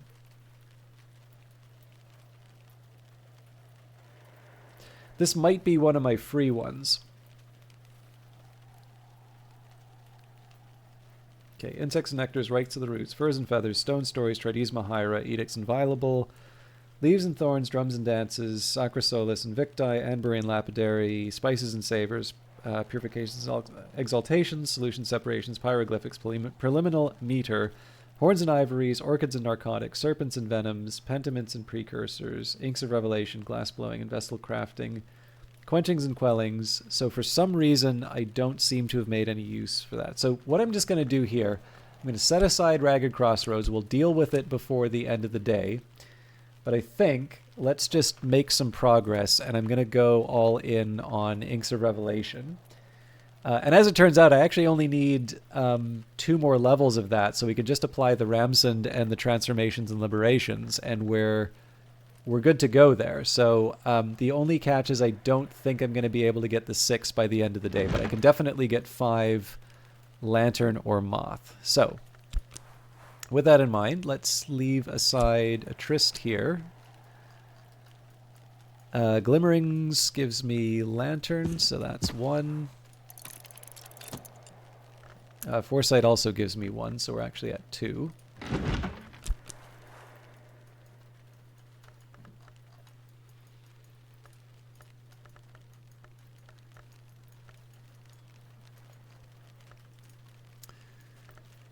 Revelation, so we'll read the Known Unknown Tantra. That's 3.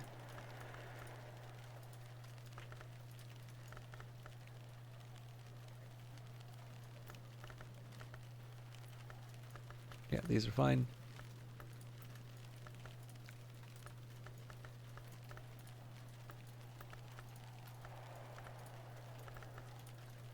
Okay.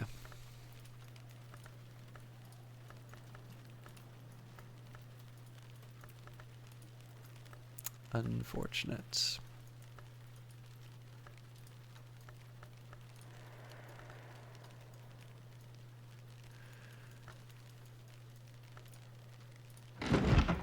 So I might need to get creative with the memories. That, or we'll just use the occult scrap. I think we'll probably just use the occult scrap. I don't even remember which impulses we're on to. Let's do the true and complete accounting of the Asclepian mysteries of the roots of the house.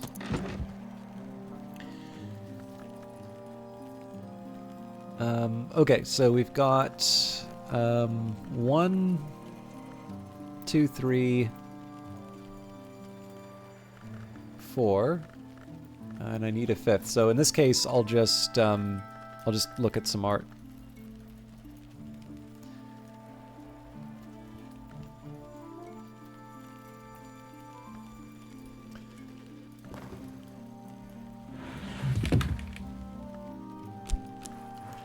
Investigate the object. You won't use this up or consume it by doing this. So tomorrow we'll take the 6. That's actually going to take a bit of effort on my part too, but we have the occult scrap as an outside option. Might as well make some kind of a trip out to the moor.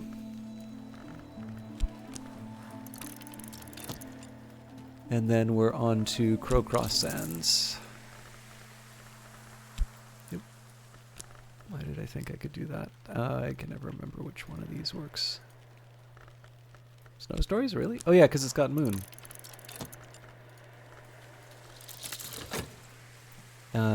I could also try, actually we can do the Gull Colony as well. Steal eggs from the seabirds or find what the seabirds have stolen.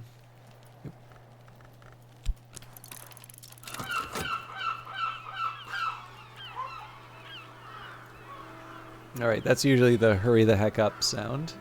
So actually if I want to do some gardening, now's the time to do that as well. So I don't exactly need it, but I'm going to waste the elements of the soul otherwise.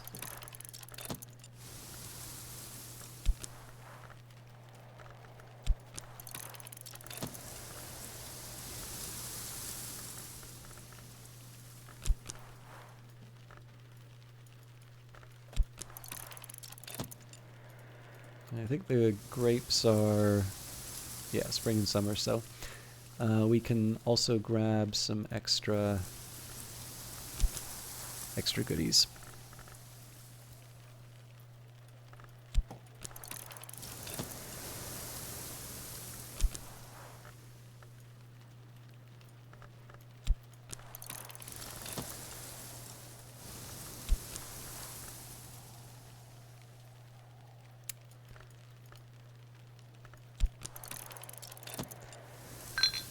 Alright, as I used to say in my youth, the day is done and so am I, but I've earned my pay. So we'll use the whisk just in case we have an emergency. And I think at this point we'll probably, in the name of the roots, of the blood, of the buzzing within, the sacrament malachite, back in the dawn period, the sisterhood of the triple knot used this in the rites of the ringyu, the hour which has also been called the malachite. We're going to put that back on the shelf here.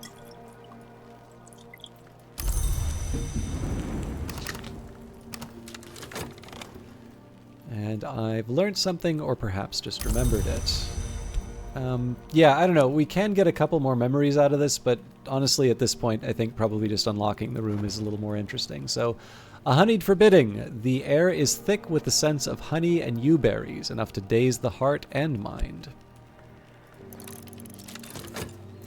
So this more or less limits me. I was making some specific choices not to open these until the very end, so this is the last of sort of this section of the dawn period.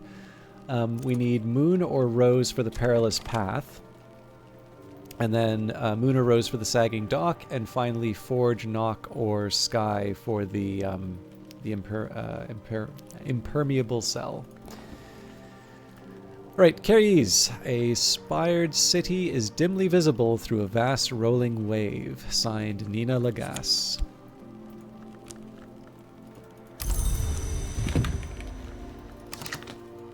I suppose if I'm looking for things to do before we finish, I can make a witching to sane. Or can I? There we go.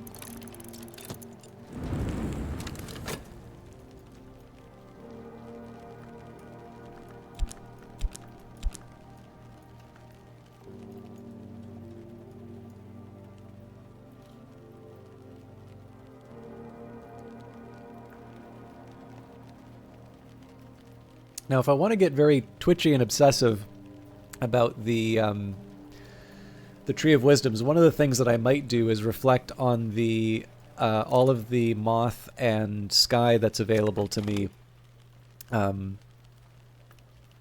or forge and basically all this stuff that's available here. And maybe I say, okay, maybe it's better for me to use the Ramsand for sky because I have a lot of sky things I need to move up. Now, in practical terms, right, I want to move up Sacra Solis Invicti, which is sky and lantern, but I also want to move up Purifications and Exaltations, which is, surprise, surprise, sky and lantern. So, as it happens, I have kind of a bit of a jam in terms of some specific aspects that I'm looking for. But again, it's better to just play this stuff by ear at this point. So, a true and complete accounting of the Asclepian mysteries of the roots of the house. Descriptions of the Asclepian mysteries reproduced by one Riley Gressa from supposedly a much older text. It's unlikely to be genuine, but it makes reference to the house without walls and its wood right there in the prologue. This is very obviously not an antique text. At the very least, it has been badly mutilated, but it contains substantial intriguing material, especially a persuasive comparison of the house without walls, without doors to the human body, and with its many portals. The direction of death is down, the book explains. The peacock door has been considered a rent or an abrasion, but in some respects is more like a mouth, if not a more treasured point of entry. Discussions of the doors include a rite which may conjure creatures through those doors, although key incantations are missing. Impulse. It doesn't exactly make sense, but I understand it anyway, also known as the experience of playing Cultist Simulator. And finally, the known unknown Tantra. Carlos Garcia Sauri, the ecstatic mystic of the Pyrenees, was known to recite this in 3 languages, though he had never visited the subcontinent. The Known Unknown Tantra describes a journey to the white door of the Mansis, beyond which speech ceases. It describes a mantra which can be used at the right place and time to achieve that door. The light of a lantern can only ever reveal the space between the forest shadows. Alright, so there's our 5. We will take the time to level up Inks of Revelation. 1, 2, 3, 4, 5. We'll add the transformations and liberations. And the required tryst. At last, I am something of an authority in this. Improve the skill to level 6.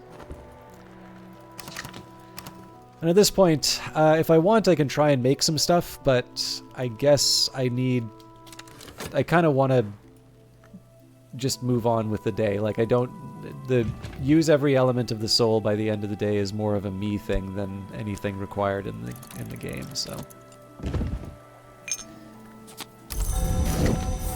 Well, looks like we can investigate the new altar.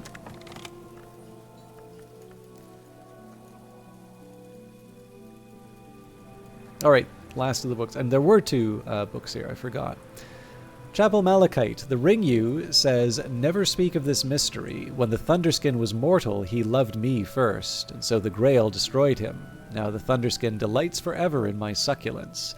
There is always a renewal, and nothing truly ends." So quite a few things inside here. So first of all, we have got the Altar Malachite. Honey, the blood, copper, the heart, yew, the root. We also have a quartz chunk, lethe, Ruby-Wise Ruin, Skin Shuck Mead, a bunch of candles, which we can't actually use, Mortar and Pestle, Wolf Snow Ampule, and then, most importantly, Beeswax. And then finally, 2 uncatalogued Dawn Period books. Now, I actually think we probably have enough. Now, clearly there is a danger of being cursed, but I think we have enough elements of the soul to get through it if it happens. I think in this case I'll just catalog these and hope for the best. Whist is probably the more sensible one for me to use just because I have a lot of it. I can kind of afford to do this just because I know the only thing I'm really using right now, or using the elements of the soul for, are like making money or otherwise doing a couple of other level ups, so I'm not too concerned if I wind up losing them. I like the idea of being able to use the elements of the soul and not having to throw them away for the next day. Alright, unexpected finds in the folds of earth and sky, serpentinite slab, the gray-green root rock of the Cornish coast. And sea-strewn, salt-snared stuff. Sand, an hourglass, of course, is sand contained by sand. And we have a sound, which will go away almost immediately. And finally, a witching to sane. It's best when it's warm, but it'll keep.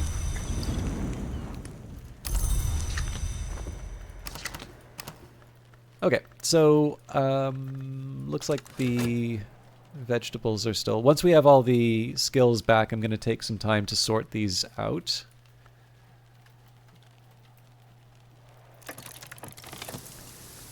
Honey Scar Jasmine, like a dart of sweet fire. Gather the scented blossoms of the fragrant chalice. Fragrant pears soft in the hand. Carrots, tomatoes, marrows, and blessed onions, all the unsung heroes of the stew pot. There we go. So yeah, when all is said and done, we had 2 elements of the soul left over. Doesn't seem like that bad of a trade-off. I have an idea of this book's nature and its content. So this was in fact cursed. It just had keeper skin, so we'll be able to deal with that. Keep it next to the phosphorescent scrapings as a warning. And we also... Shell-crossed whist. When I bend too close to this, I hear a faint whispering. An infestation. Witchworms. Your whist has suffered from the whispering of worms. This item is infested.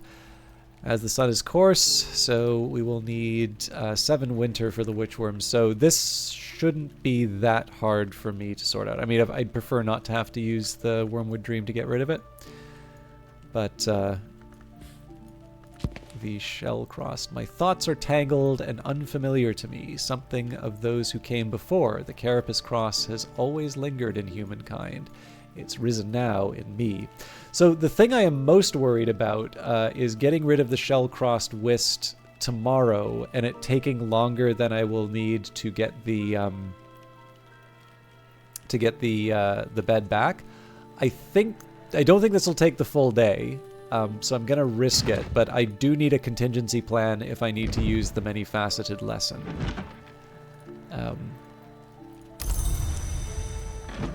And if I want, obviously, I can use this to just do all sorts of crazy stuff. So I've got scale, so if there's a bunch of scale stuff that I want to do, fair enough. But I'm kind of past that point, really.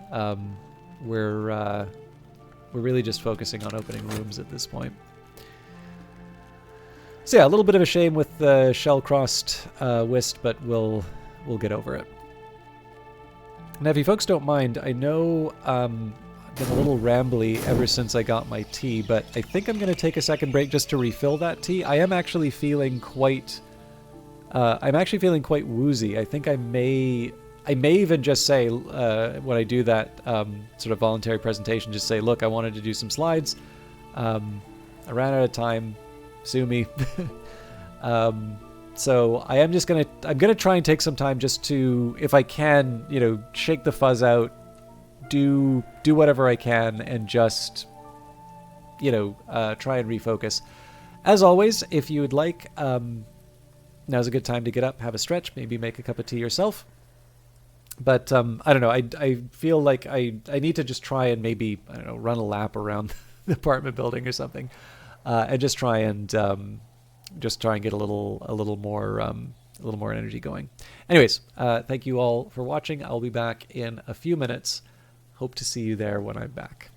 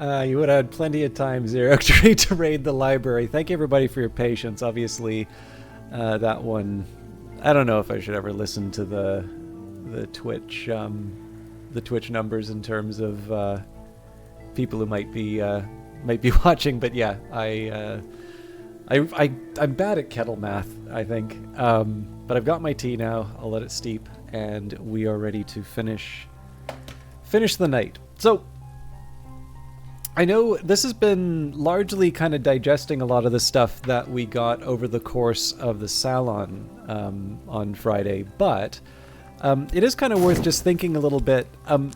There's a reason why I like taking the time with the Tree of Wisdoms, and it's something that I sort of think a little bit more about in the game, and this is nothing to do with gameplay. This is just one of the reasons why I really like these games and what I get out of them. So in the case of Cultist Simulator, I do frequently talk about how I maybe didn't fully appreciate exactly what the game did at the time, but there's just something very, very interesting to me about a game that at a first glance is basically the game that you learn by playing, right? But then to see that supported in a bigger framework of this game where you are an adept who's been given sort of this glimpse at a bigger world, sort of, these special, this special world of imagination and idea, and that much like if you try to read, and I really should be clear about this, I don't go out of my way to read occult things in the world. Like, I will confess that, like, I think just like anything, because my upbringing was fairly strict on, don't play Dungeons and Dragons because that will drag you straight to hell.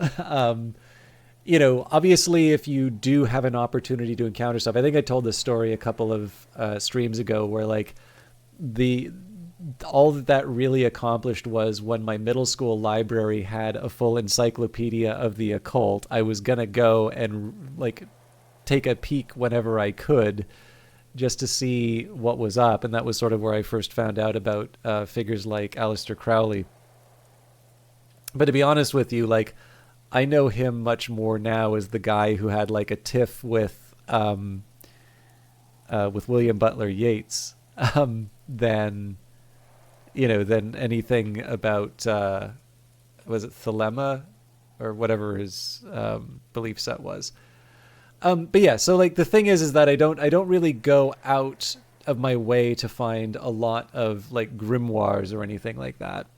But on the other hand, I do like classical philosophy, and I do sort of understand where some of these, occultists or these different secret societies did find inspiration. So Plotinus and the Neoplatonists were a very big source of inspiration for these groups. And not necessarily, it's easy in retrospect now for us to draw these really clear distinctions between sort of like religion and philosophy.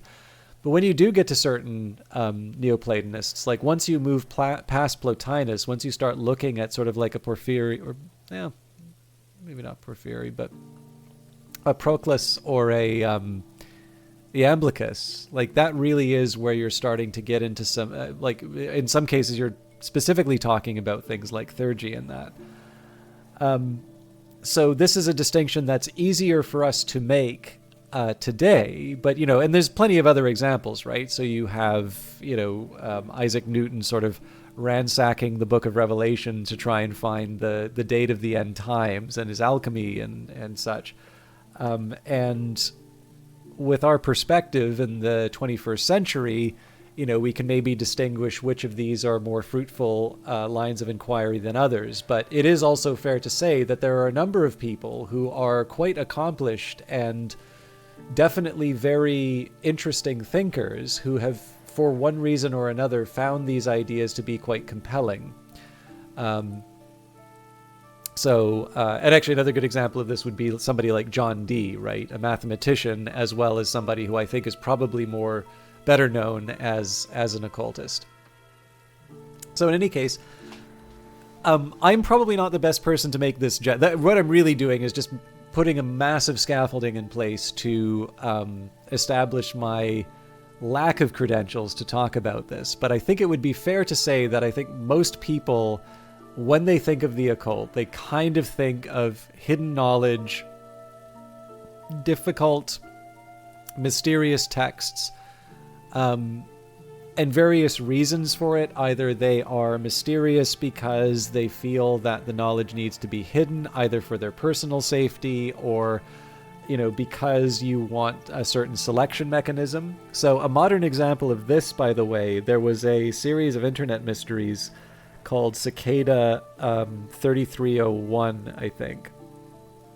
And this is like a whole series of sort of cryptographic puzzles and not just cryptography. I think there was also some steganography examples. But again, just a series of mysteries that were put online and seemed to kind of capture the imagination. It's probably a little bit of an old example now, but this definitely seemed to be a thing online for a while. And you do still see people sort of pursuing those puzzles and those mysteries. And in this case here, right, like at least the people who are alleged to have solved some of those puzzles and have spoken about the experience otherwise, there was an invitation, right? Ask a few questions, what are your opinions about sort of freedom of thought or information or whatever.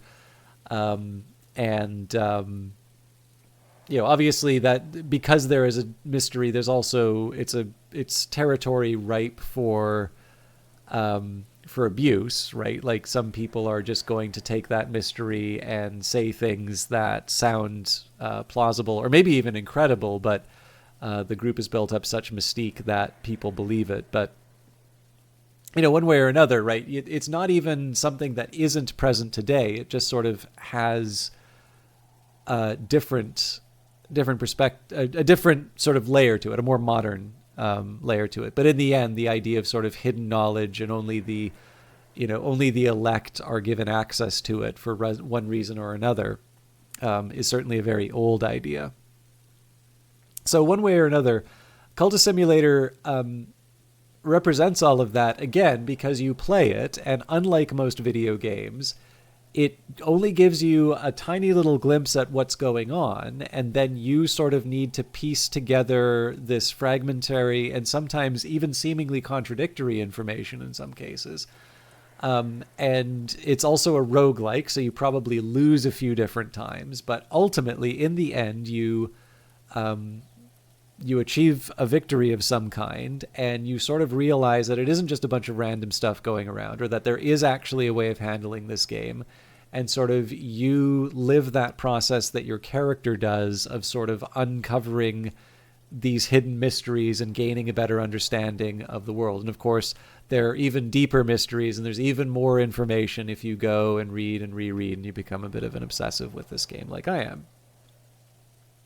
So, Book of Hours is quite different in tone, even though it takes place in a different setting. And it definitely feels like a bit more of a reflective game, and a game, again, like if you like reading, if the idea of being in a remote place on your own with a collection of good books, or even just a chance to think about things. There's actually a pretty good article in The Atlantic recently that was sort of talking about contemplation and both its loss in the modern day, but also its role in sort of achieving a good life. I thought, actually, let me see if I can find and I'm pretty sure I saved it, because I thought this was a particularly good article.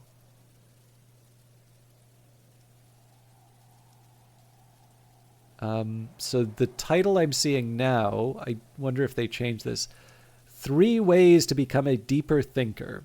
You don't have to become a Buddhist monk to realize the value of contemplating hard questions without clear answers. So I don't know if the title, don't get me wrong, becoming a deep thinker, it seems like a good ambition, but I think the more valuable part of it is just to reflect for a little bit on the the benefit of saying things like "I don't know," or, you know, being okay with sort of sitting without a phone in the room. I know it sounds kind of trite now, but like sitting in a room without a phone and getting past that initial stress that you feel about it. But anyways, for those of you that read The Atlantic, I thought it was a good one. You know, your mileage may vary, but I would recommend it. But this is, again, a more reflective game.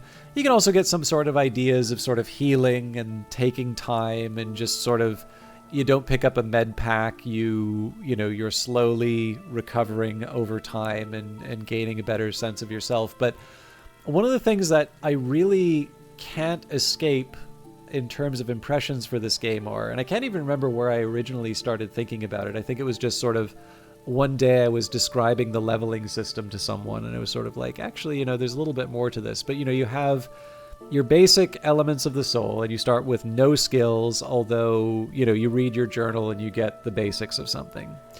And how do you advance a skill? Well, you get memories, and sometimes you get memories from reading books, sometimes you get memories from having experiences. There's a few different places that you can go, but rather than have these sort of transitory impressions, which are the memories, under the right set of circumstances, you can invest a bit of yourself, the element of the soul. You can take that experience and that reading, and you can use it to advance your understanding. You level up, right? And in the real world, we don't necessarily have a level up moment, but I think all of us can relate to this idea of something that we didn't think we were very good at and then realizing we've gotten better. I can remember actually when I was in elementary school. This is such a simple one to talk about, but I think there's some value in remembering it. I really struggled with spelling. Like, I put in the work. I worked very hard. I remember having like a tearful night trying so hard with my parents to get the spelling stuff right and just could not deliver on it. And just utterly convinced, that the spelling test that I'd done, I was just going to get another mediocre mark and that this was just never going to happen. And out of the blue, like, that was the time where I got a perfect mark on that spelling test. And I was like, I was over the moon about it. Now it's like, I'll make a dumb typo like the next person. But obviously, to go from that point where, I like reading and I like writing to a certain degree, but when sitting down being tested on that stuff to just feel like I was never going to move beyond a mediocrity. That's one of those really clear points where it's like something clicked for some point. And actually, what was really nice about that was I didn't necessarily need to get a 100% anymore, but it was just simply the idea that this could be done. That this was not sort of knowledge that was locked away from me. Another more recent example of this would be computer programming. So I tried to teach that to myself on 2 separate occasions and couldn't make it click. But when I did the course that I did, I didn't just do the course and do well in the course. I did well enough that they invited me to TA it. It was like one of my jobs in university for basically the remainder of the time I was there. Again, that's obviously a very big difference from starting off with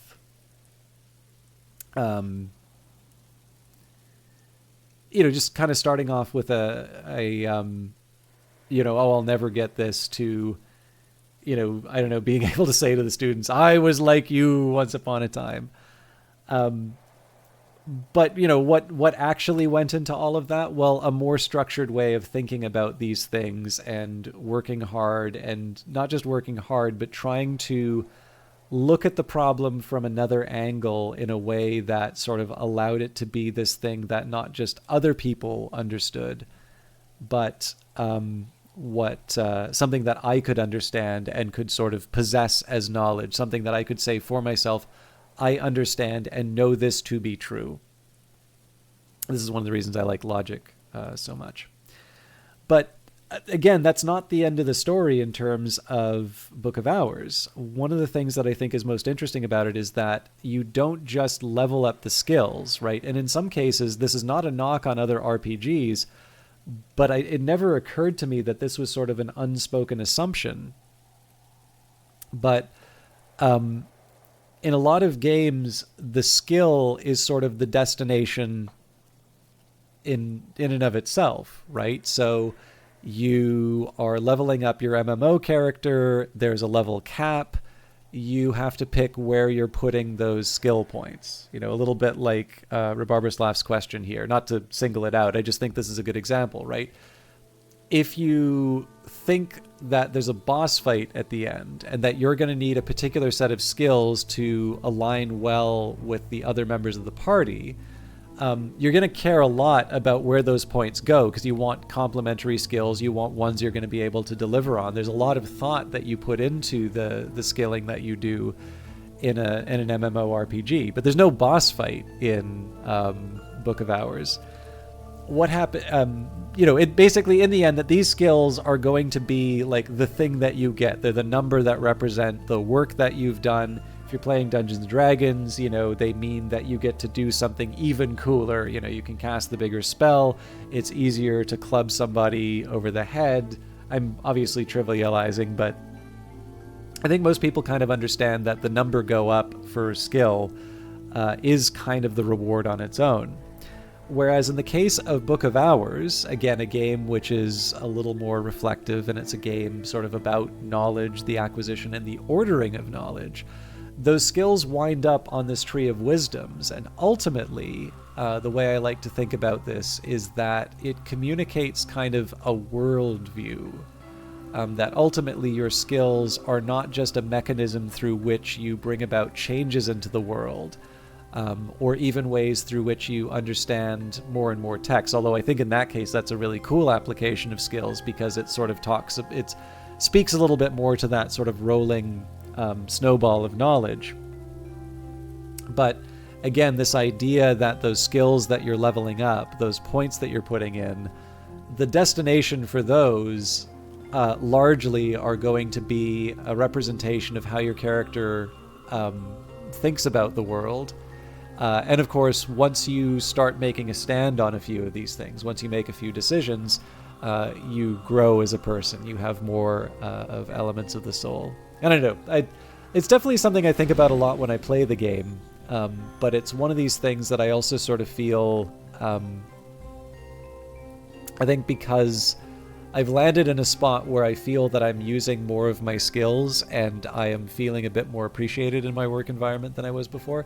I think it's just one of those easy ways for me to be a little more reflective in terms of my own interactions, sort of the things that I consider to be core values, what drove me to maybe think of those as core values, and also some things that maybe I thought I'm thinking differently about now, that may not have been something that I would have put as much thought into at the time. Anyways, hopefully that is a useful framing for how I think about the game, at least. That also might have just been a very tedious digression, but... So, let's cure some keeper skin, and let's make some... sacrament malachite. That's the witch worms. So we're going to use herbs and infusions because this has nectar on its own. And then this is also effective against corruption. Now I think the cheesy thing that I can do here, I've got 6 of the required 7. So I think if I add Crack Track, which already has a nectar. Oh, nope, it's not going to take it. It has to be Deep Mandaic. Okay, that was worth a shot. But if I add the Mortar and Pestle, that should be sufficient. So treat the Keeper Skin corruption. Keeper Skin is persistent, but it has its weaknesses. Keeper Skin. This book is blotched with Keeper Skin, a luminous fungus that grows in the wood we see in sleep and enters the world when a dreamer inhales its spores. By the way, for those of you who thought that rant was too long, I should mention that I completely skipped over the whole idea of what the world of Dream is and how, it's important to have one foot inside of it but never go all the way in, because it's also the sort of place. It's the difference between having ambition or desires to accomplish certain things, but it can also be the sort of place where you become completely untethered, and that's just sort of where I knew people who went to Hollywood utterly convinced that they were going to become movie stars, like the whole family. And not to be unkind, but there was no talent, right? It was just, they're the main character. Of course it's going to work out for them. There is no conceivable situation in which this goes anything but well.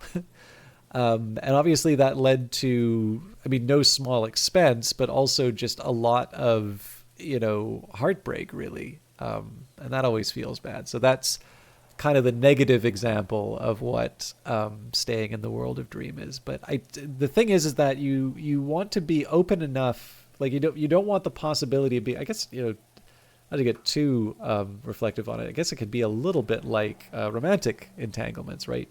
You don't want to completely close yourself off from something like that for fear of being hurt, but you also want to be sensible about it. There's probably some people who you're better off just staying away from. Anyways, witchworms, tiny larvae with half-human faces. Fortunately, they rarely develop into their imago state, but even as larvae, their whispering can torment senses and distort thoughts. So, this is good for keeper skin. Let's find the one that's good against infestations.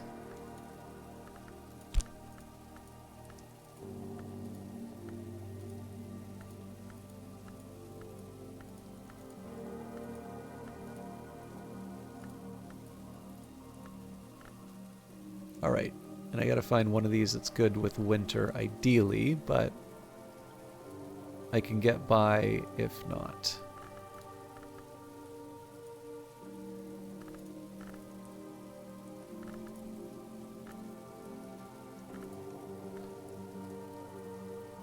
They're picking all the fun ones for me. Okay, so honestly, I don't have that much that I need to do, so I think I'll just rip the band-aid off. We'll use Stone Stories, Wormwood Dream, the Whist. Good to know I can make the Savage Hymn. Lord Gloom, how are you doing tonight? For those of you unfamiliar, Lord Gloom. I actually think I've seen more War Thunder lately, but Lord Gloom is the ever-capable card master. Somebody who I found through Cobalt Core, but I think has intentions to play both Cultist Simulator and Book of Hours. I've seen him play Tarkov. I've seen him play War Thunder, which I believe was one of the Extra Life, or was it Extra Life, or was it just a straight up 24-hour stream? Either way, definitely a fun streamer to watch. A little bit like Revive Snow, I feel like I've been a bit truant in terms of the broadcast. Although in my defense, at the start of last week, I was out of the country, and then lately I've just been very busy, but busy in a good way. But anyways, very good to see you as always. And now you say you've been on a historical tanks, planes, ships kick. So does this mean you've also been doing things like World of Warships or any other games, or have you been really focused on War Thunder? Because once upon a time, Microprose's big output wasn't necessarily Civ. It was all the flight sims that they were doing. All right, the softest penumbra of the Madrigad's light, invoked carefully through the white flowers of the watchman's tree, drives witchworms to twitching death. And just to recover the Wormwood Dream, I need to use a memory. So maybe we'll wait on the weather. Fog. Um,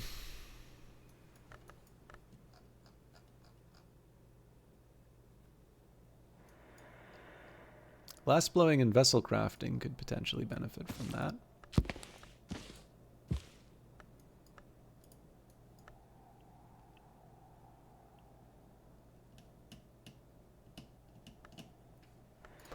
So if I use this fog with the Edict's Liminal, I'd have 18, 13, and... oh, but I don't have a knock. Well, if I really wanted, I could read Deaths and their evasions with this. Not totally convinced it's the thing I need to do, though. I think we should just keep things simple, and we'll use this to make the Wormwood Dream.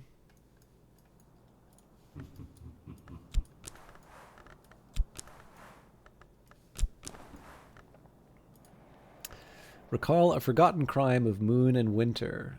You do World of Warships for ships and War Thunder for tanks and planes.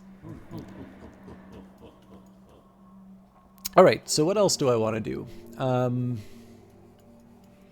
Oh, you know what? I probably should have been a little more thoughtful with that. Well, no, not really, because I can get a whole hell of a lot of Moon. Excuse me. From the Wormwood Dream. So maybe what I'll do, I think we do need to make some more progress on rooms. So when winter comes, I'll hire the fishermen, and we'll use the fishermen to open the sagging dock and the perilous path, and then we'll see where we are for the rest of them. So we'll say no more rooms until winter. So I need 6 memories for Inks of Revelation. I'm trying to think if there's any value in inviting Mr. Kill. It doesn't hurt, I suppose. Speak with Mr. Kill. Mr. Kill always enjoys a chance to catch up with me. If you don't choose a topic, Mr. Kill will offer help as a friend. Mr. Kill can always spare a few hours to help a friend. And fixing and mending, there's not much work on offer in Brandkrug, but I can find 6 worth of odd jobs. And I might as well drop some water. Lower the bucket, creaking into the dark. Alright, so let's start thinking about the memories I want to generate. So we want Lantern and Moth. So Beguiling Melodies, Stolen Secrets, Glimmerings.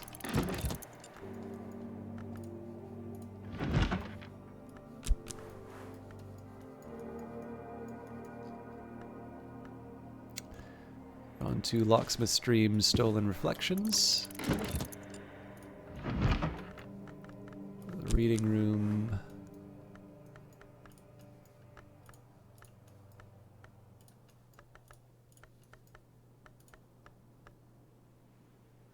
I always keep getting tripped up a little bit on some of the Moth stuff, because I think it's just the M's, but some of the stuff that has Moon, I keep... Wait a minute.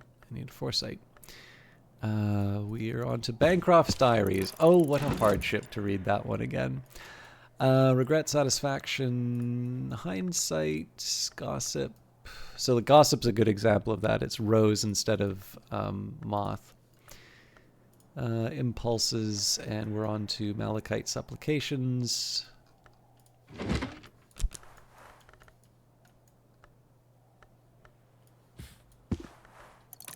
Confounding Parable doesn't help me. Okay. So we are 1, 2, 3, 4 of 6.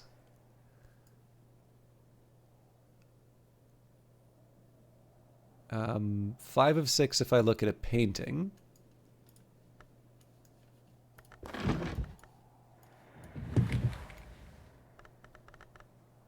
And then the occult scrap, so we're good.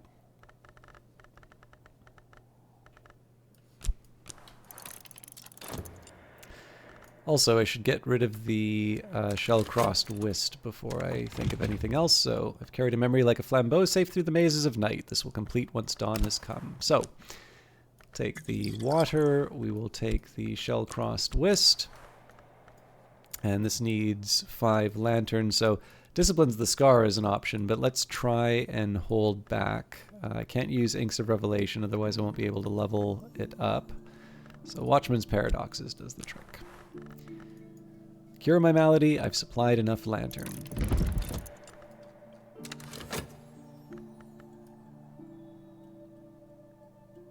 So I suppose the next question is, what do I do after the Ramsond? We don't have that much time left. Perhaps it would be better for me to think about who I'm inviting to the next salon. So there's one side of me which says maybe now is the time that I invite Hokebald and Reverend Timothy. And as fun as that would be, I think I'm going to try and take it a little more seriously. So let's take a minute to think about who might be a good candidate. I used to invite Connie, Zachary, Agdistis, Serena, and or that's one of my old ones. I'm going to take a second just to clear out some of the old notes.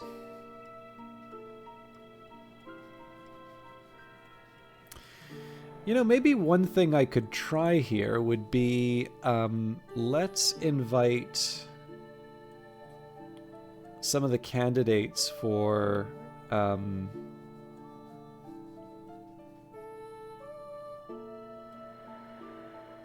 invite some of the candidates for roles in the Lighthouse Institute.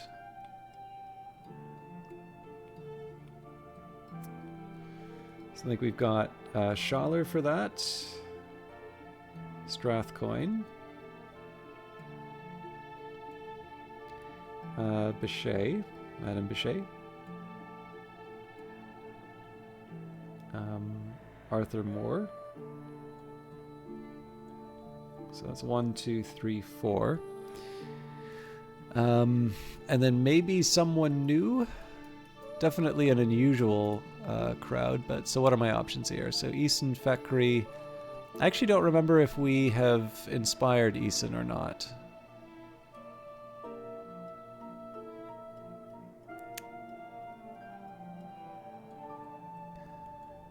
So Eason we've invited, Douglas we've invited, Agdistis, Peter Agdistis we've invited, Schaller we've invited, Serena, Lalachaima, Arthur Moore, Zachary, Aaron Peel, Yvette Southey, Connie Lee, but can't really invite her, Fraser Strathcoyne, Morgan, Kokila Mirajibi, Olympia Bichet, Daymare, Hokebald, Azita Bukhara, and Dr. Ibn Aladdin. You know, I'm actually going to invite Douglas Moore. Okay. So I'll just double check my requirements for the salon.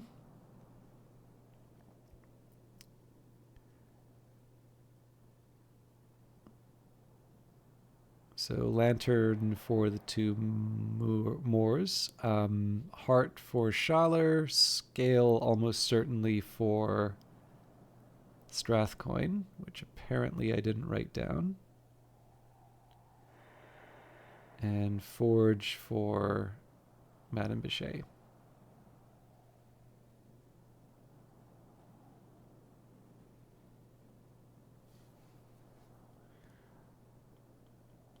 So I'm just going to write this down so I don't...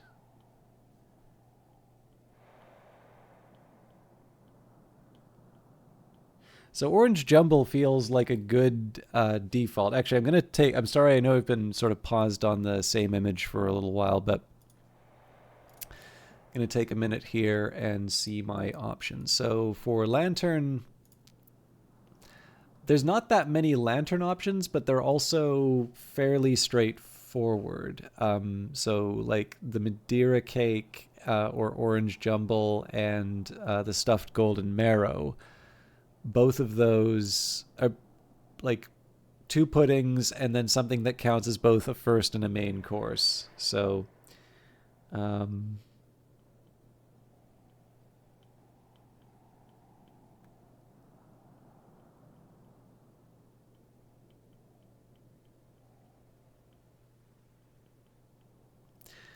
on the Forge side,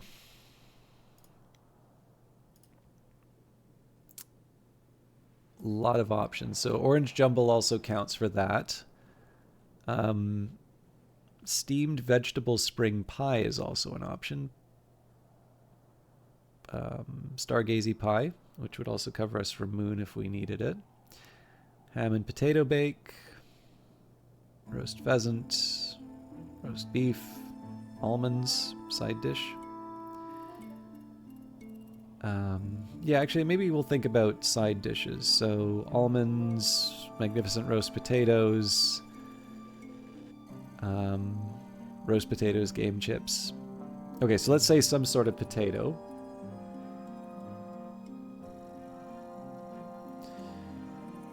For scale, well, that one will probably just do roast beef.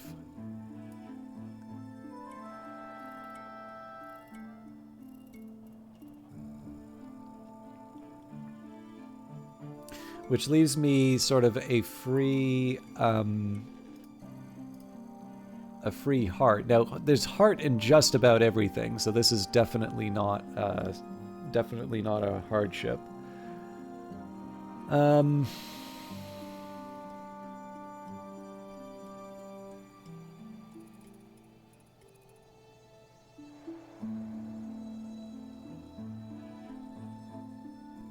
How about a vegetable stew?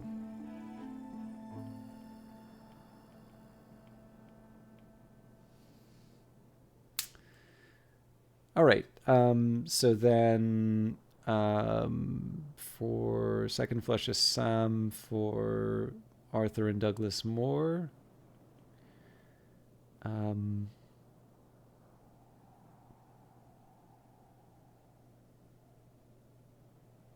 Honey Scar Jasmine Tea for Bichet.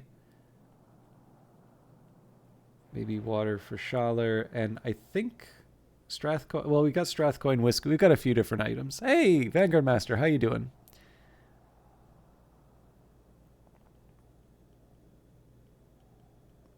Okay, so that's... we definitely have what we need. So the first thing I'm going to do is actually just take a look and see what I've already got, because I believe... So we've got a roast beef here. We've got a marinated roast beef here. And I think this time, because I'm going to be hosting this with people who are candidates for the Lighthouse Institute, we're going to hold it in the refectory.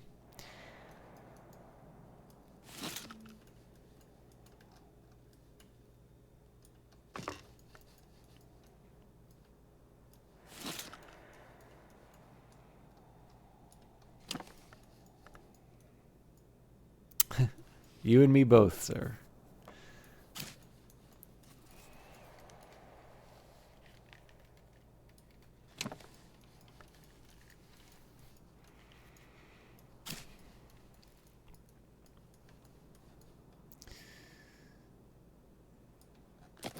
I have a big-ish day tomorrow, but I think I'll get through it. All right, so I want to find the Honey Scar Jasmine tea that hasn't... Now, are they all... Okay, it looks like they've all been... Or they're all full up. So, this is the obvious candidate to pour out of. Pour out. Now, I already have an extra beef, so... And none of you will get to hear me sing the... roast beef of old England, even with piano accompaniment. That was a one-time only.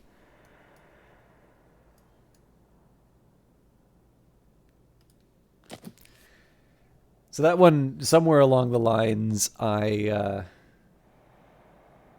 just wound up with a spare beef. So vegetable stew is not that hard to make. In fact, we'll do that right now, I think. Oh, I didn't mean to be cryptic, Vanguard. It's like, it's busy. It's always busy. All right, make a vegetable stew, a dish with heart, nectar, and rose. Now, potatoes, I can go into the... yeah, I think... Yeah, no.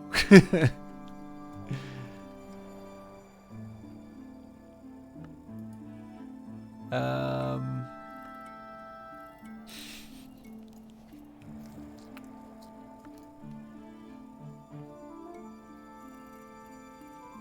This is the time I should just sip my tea and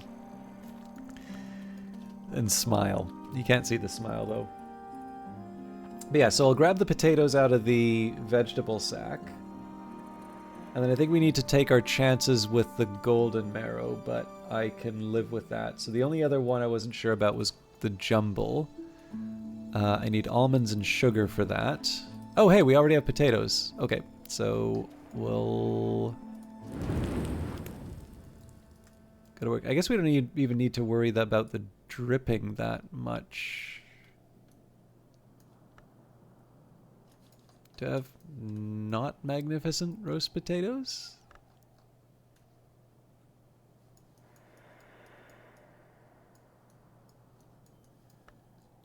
Let me just double check that the potatoes are what they seem.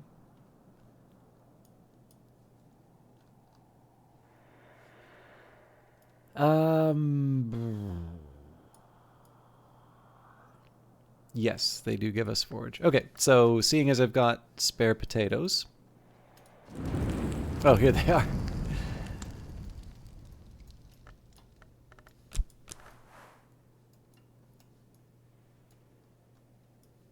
So part of this is also just about filling or freeing up space.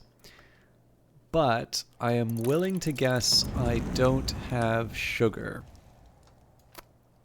And I would guess wrong.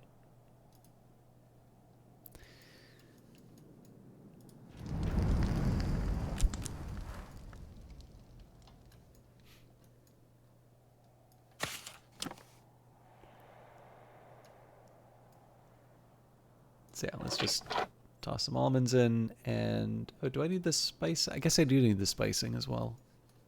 It's pretty much assured for the, yeah. Make an orange jumble, a dish with forge, grail, heart, and lantern. Okay, so vegetable stew on the way, beef is already done, potatoes are on the way, orange jumble on the way, so really it's just the stuffed golden marrow that we need at the 19-second mark. And we will read the paper for an occult scrap when I can get it, but that's for later. All right, Mr. Kill can always spare a few hours to help a friend. Talk to Mr. Kill. Mr. Kill, Ryan Spry, doesn't mind stopping for a gossip. And serve appropriately poured out. I may need to order some more tea. From Cater and Hero, but we'll worry about that later. This has got to go somewhere else. Oh yeah, got plenty of that, so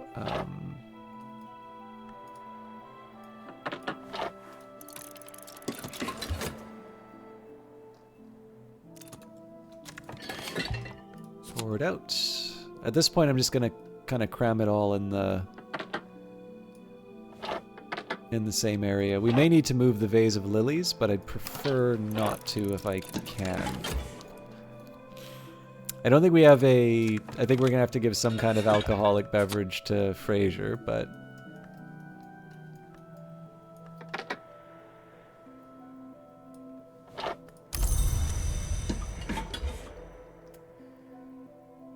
Okay, so that's Arthur and Douglas.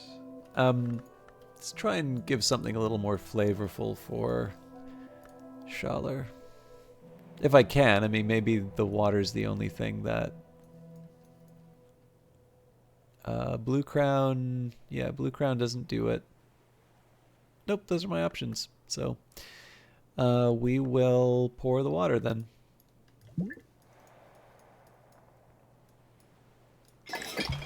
Cocoa's also an option, but I'm not that generous. More of a dessert, really.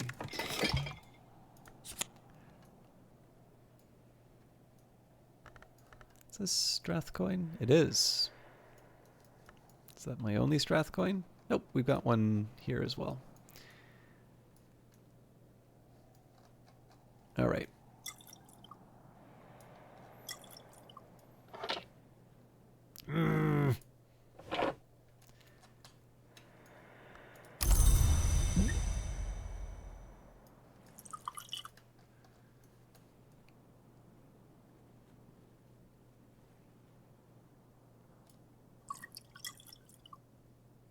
Just trying to see if I can get a little more space, but no luck. All right, 3.4 seconds, and then we can...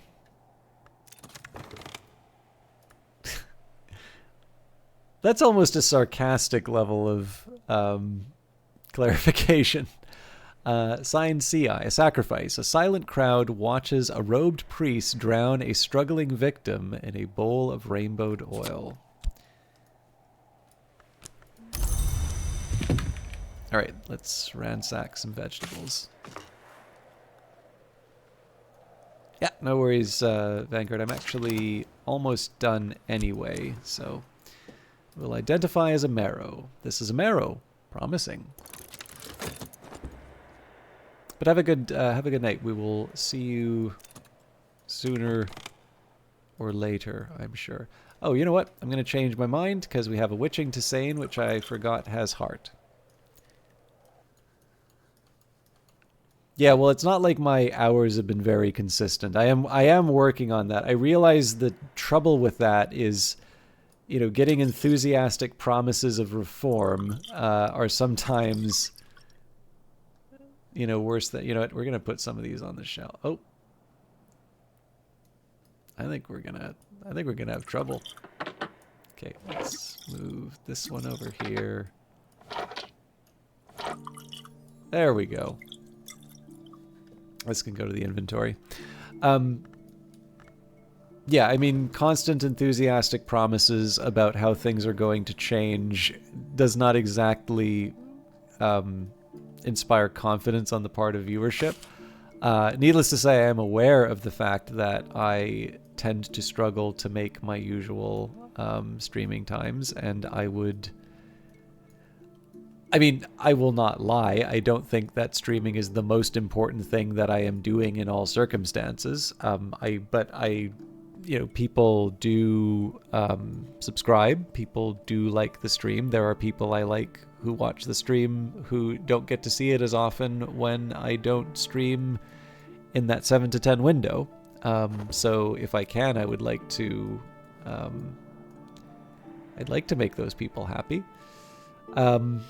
But yeah, it's just one of these practical things where sometimes, you know, if you move to a job that's further away from your apartment, and if sometimes it's a bit easier to get the work done in one big push later on in the day, rather than you know, work the fixed times that allow the stream to have more consistent starts.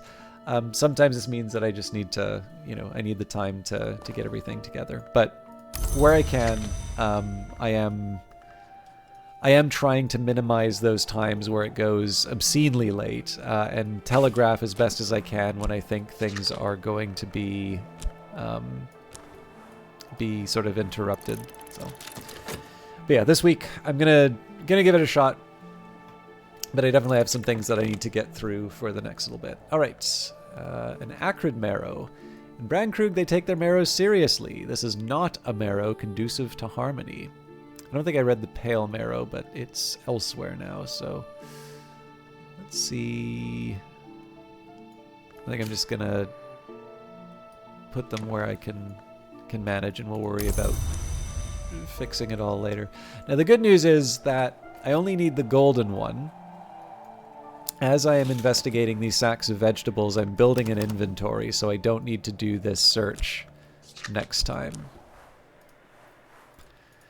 This is a marrow. Promising. Dead men don't tell no bloody tales. Well, who'd listen?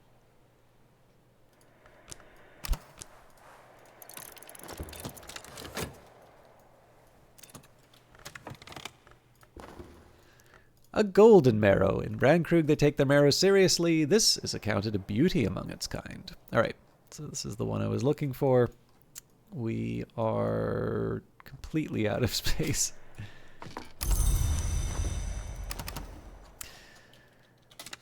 So here we're just going to wait for the books to finish, and then I will level up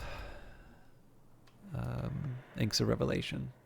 How are you doing, Prosciutto Fist? I'm actually wrapping up reasonably soon. But doesn't mean I'm doesn't mean I'm not happy to see you. I hope you are well. For those of you not familiar with Prosciutto Fist, she also occasionally plays Book of Hours, but yes, you are dismissed. But no, Prosciutto Fist occasionally plays Book of Hours, has played a number of other games. Most recently, actually, I don't know if it's most recently, but Sniper Elite was one of them. She also very kindly played the Stanley Parable. So I quite enjoyed that. I have no idea if she will ever return to the Stanley Parable. Perhaps she wants to get the achievement for not playing the game for 5 years. But I know Hannah actually really enjoys the Stanley Parable. So if you get the opportunity and want to give a gift that will surprise her, I definitely recommend gifting. I mean, I'm perfectly capable of doing this myself, but I think the beginner's guide is something that she would probably appreciate. It strikes me as one of those ones that maybe she wouldn't pick up on her own, but would play it if given from a friend. And it's different from Stanley Parable, but I think it's something that she'll like, or maybe not. This is the one chance for me to actually be a nice and decent person when Prosciutto Fist is in the same chat. So capture this moment, friends, because now it's gone. Anyways, Pro, definitely a very versatile broadcaster, somebody who's a lot of fun to hang out with. Had been doing some really interesting history streams on Wednesdays, but I think that is on ice for the next little while. And probably one of the more important traits of a streamer, at least in terms of building an audience, is much more active and responsive on Discord than I am. So really is just the whole package deal. But anyways, very fun streamer to watch. Somebody I'm very glad I found through Book of Hours, but certainly watch for other reasons now. And has also introduced me to the whole Pro-munity, including her mod Viridian, who is a lot of fun to wind up in chat. And I do also get to... they're under construction. Some YouTube channels don't like you watching them. Oh! I'm sorry if you wound up getting a nasty nasty message off of that. But yeah, I will actually also say one of the real highlights for me was watching her do Baldur's Gate like 3 times in a row with her friends. I still have not played all the way through Baldur's Gate 3. All right. Quell the witch worm contamination. Horrible little things. I can be glad that their screams are almost inaudible. The witchworm infestation has been removed. Nasty little things, but almost safe when they're dead. Sacre bleu! Come on!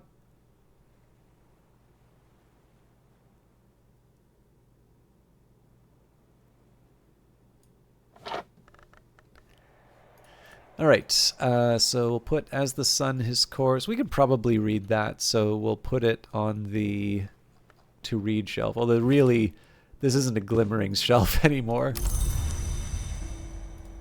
And we've also got treat the Keeper Skin corruption. Thyrza Blake theorized that Keeper Skin was a debased carapace kind, or perhaps it's young, but she could never convince it to speak. The Keeper Skin contamination has been removed, and we have more phosphorescent scrapings to show for it.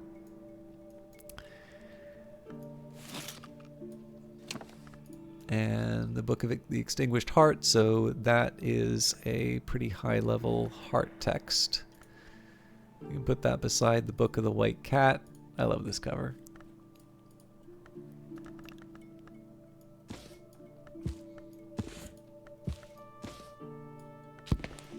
When you say triggering, are you talking about the witchworms? Have you been Have you been cursed too many times?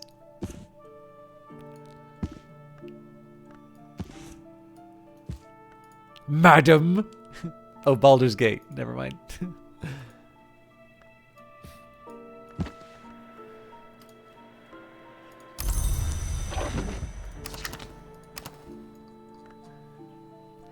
All right. So we just have a second more and we get to read some books. All right. Glimmerings, an anonymous prison diary written by a dreamer convicted of oniric irresponsibility and confined to the Kukurbet. The prisoner is plainly terrified and bewildered by their situation and has been unable to wrangle a coherent explanation out of anyone, but the dreams keep coming and they keep writing them down. Snow, broken mirrors, half-heard sky music, flowers of white, red, and black, a blood-streaked winter dawn, the most notorious signifiers of oniric risk, fantastically vivid and detailed. No wonder they were locked up. Their final recorded dream is of a worm jewel beneath Brankrug Isle, which they open with a key carved from their fingerbone.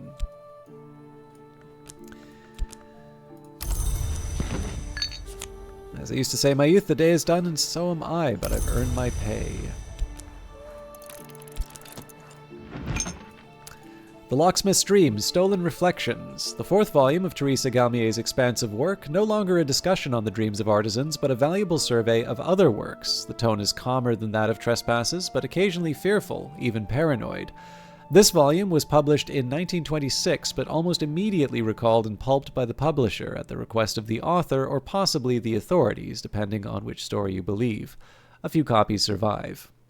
Janus is the gatekeeper, the twin god, the god that wounds, the presager of changes, the sun, the moon, so we identify him with the watchman, the twins, with the mother, with the forge, with the meniscate, and the madrigad.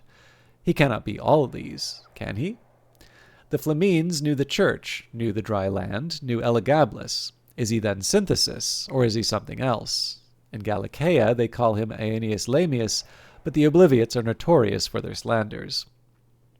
Janus, they say, has not one face but two, to which I reply, why only one? Why only two? Hersolt and Cosley, according to Thomas Love Denman, once agreed that Janus was all the gods and none, but later Hersolt described him as all the gods, and Cosley favored none. Denman was a sinister dilettante, but this rings true of them both. I'm very fond of Ovid, but I will definitely say with all the references to Janus and specifically knowing that Fasti deals with the times of the year, I really do feel like I want to read Fasti again after playing Book of Hours. And admittedly, I've said that for like the year it's been out, so I think it's time that I actually sit down and read Fasti properly. But we're almost at January. It would be really nice to read Fasti as like part of the year. I don't know. We'll figure it out. All right, the Malachite Supplications, prayers addressed to the Malachite by the Sisterhood of the Triple Knot. If we should flourish not, let our enemies flourish, in that time when we are no more. One prayer describes how a strong degree of nectar aspect can be used with Lethe and Tridesma rites to bring forth the last nectar of the last history, the living ink, the ink in secret. Impulse. And finally, the notorious diary of a notorious gentleman. Bancroft Diaries. Lord Franklin Bancroft was initiated into the arts of the flower maker by the rose witch Fiona Ayrshire. He rose to become a society provider of occult services and secret pleasures before his abrupt disappearance in 1790.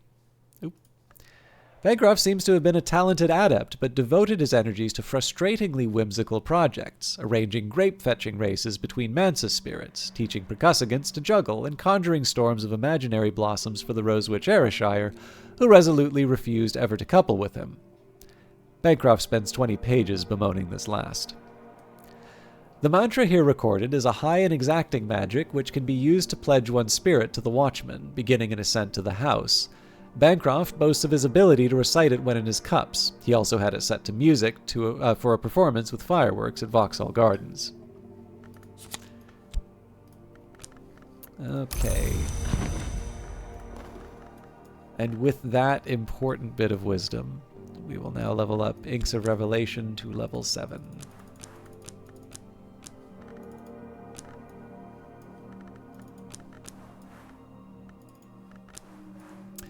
When I thought I'd understood, I'd only begun. Improve the skill to level 7.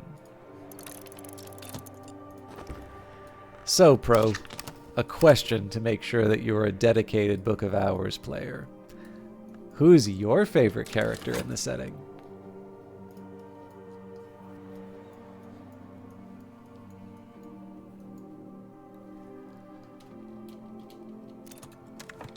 You, the librarian. The executioner, I believe. Make vegetable stew, a dish with heart, nectar, and rose. Unexciting, but also unobjectionable.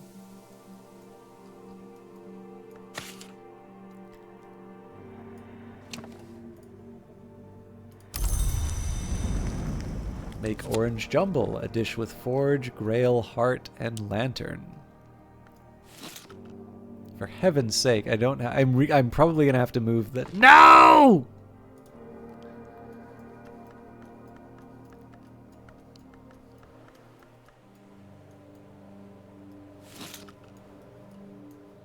You like the lady at the post office? Was it with the lightning and the thunder and the lightning?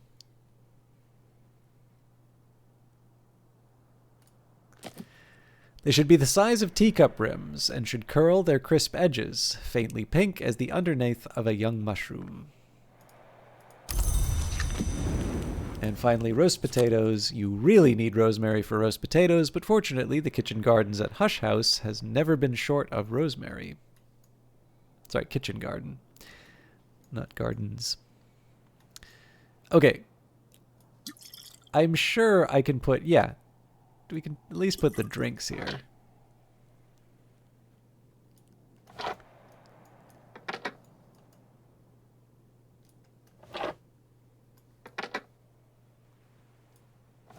Precarious.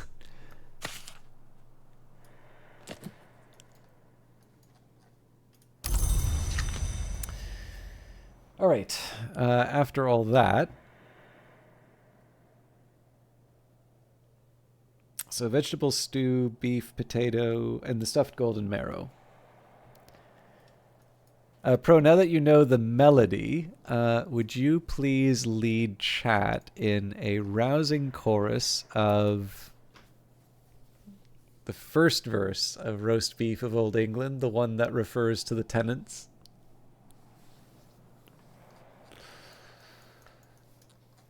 All right, let's go. It's marrow time.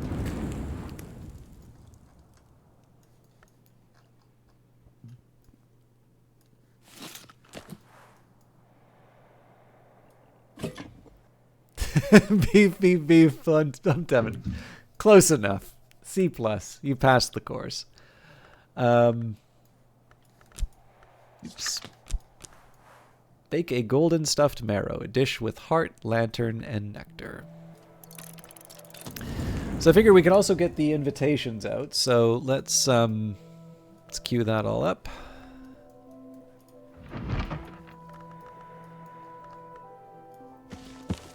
This wasn't really that hard for us to get the salon organized, but I'm sure it's actually quite easy all the time. I just make it hard for myself. All right, lantern will get me Thomas More and Douglas More.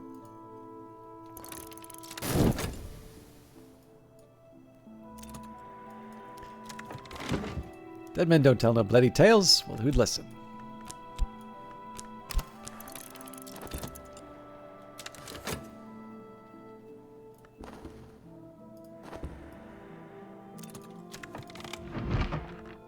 Now I just need to post it. All right, so one for Lieutenant Moore.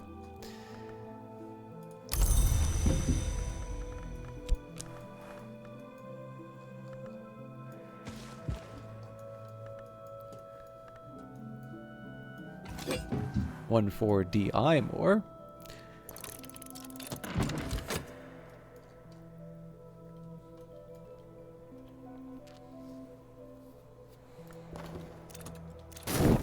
The skill is now level 7. Its power aspects have also increased. Inks of Revelation, the inks in which the histories are revealed. And we've drawn up water. A little water splashes on the stones of the well to nourish the mosses there. Not like we need it anymore, but I am a creature of habit.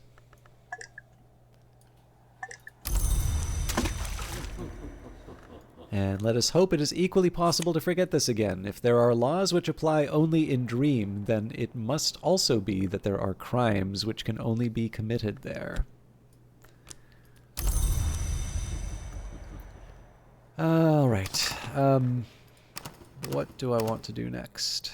So, if I take a look at my plan, well, obviously, whatever. Oh, sorry. First thing, I want to read the newspaper again.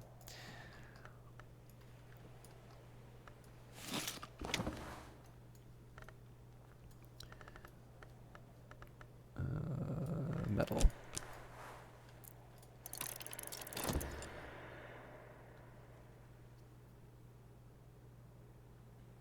So if I wanted to keep going down the hushery path, glass blowing and vessel crafting would be the next one. Alternatively, we pursue purifications and exaltations. This one's a little tricky just because both glass blowing and vessel crafting and purifications and exaltations have sky, which makes them both relatively easy to level up, but they're also kind of competing with each other at this point. So I guess one thing I can say, if I use Dehoris, I can level up Anbury and Lapidary. I know that kind of comes out of left field, but I'm trying to think how I can clear out all these books. Actually, I like that idea in particular because it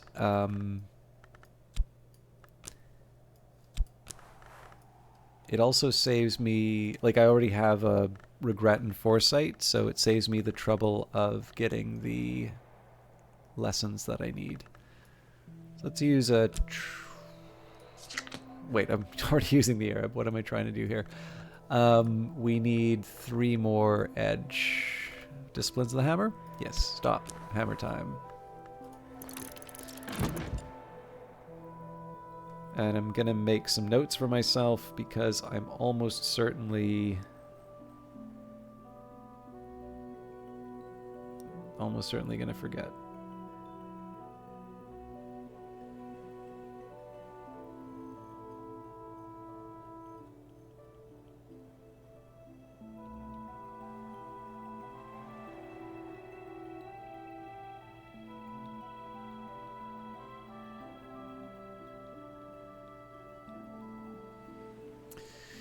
Okay, so Anbury and Lapidary for Disciplines of the Hammer. Now on imperfections, glass blowing and vessel crafting, it's really hard not to use it for that. So we'll take Ambrose's desk. We'll take the Shapt. We'll take the Edict's Liminal. Read on imperfections. I am a match for this book. Enough knock to match mystery knock. Now, that's going to give me 2 skills. We are near the end of the day, so I don't want to overcommit in terms of stuff that I can read. In fact, I think now might be a good time for me to just rein it in.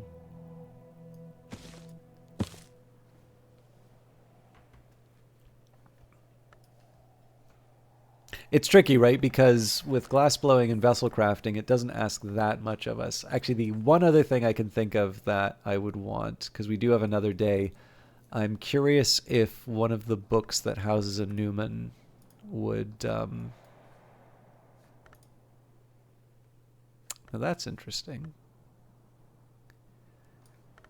So for some reason I used the glass blowing and vessel crafting for something that wasn't glass blowing and vessel crafting.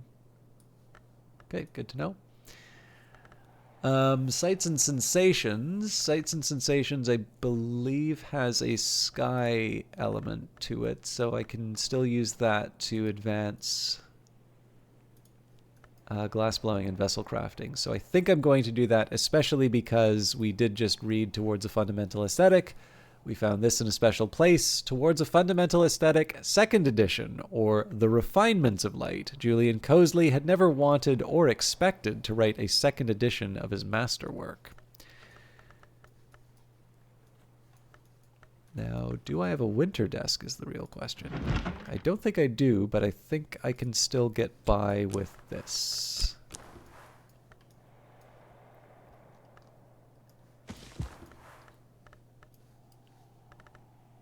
Ericapean, a language of surpassing beauty and elusiveness, revealed through the ecstatic apprehensions of the Orphics, the Eleusinians, and the Sibyls of the Rhine. Ericapean, these mystics claimed, allows for the elaboration of hues, sensations, and states of mind too subtle for grosser tongues.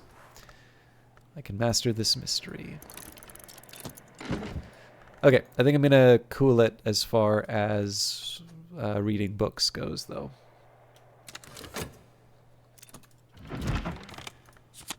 Alright, so we've got the two amours.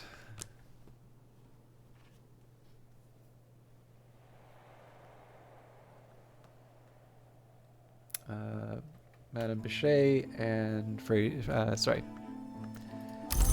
Strathcoyne.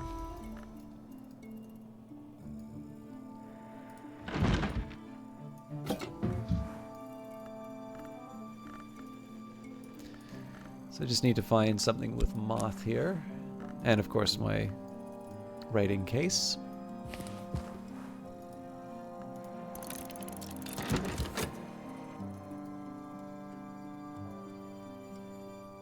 So like I said, ostensibly this is a bunch of candidates for positions at the Lighthouse Institute, although D.I. Moore was just because I needed to fill out the numbers.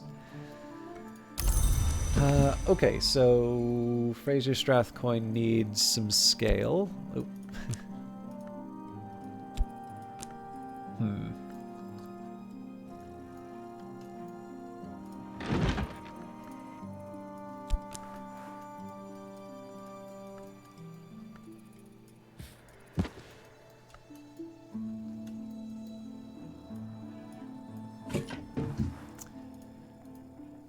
We can use the same to bring in Father Stanislav, it turns out.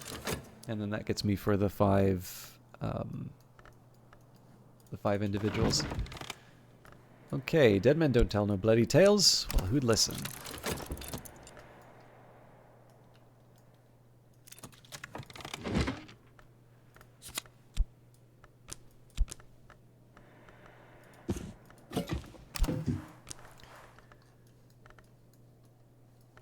And here we go.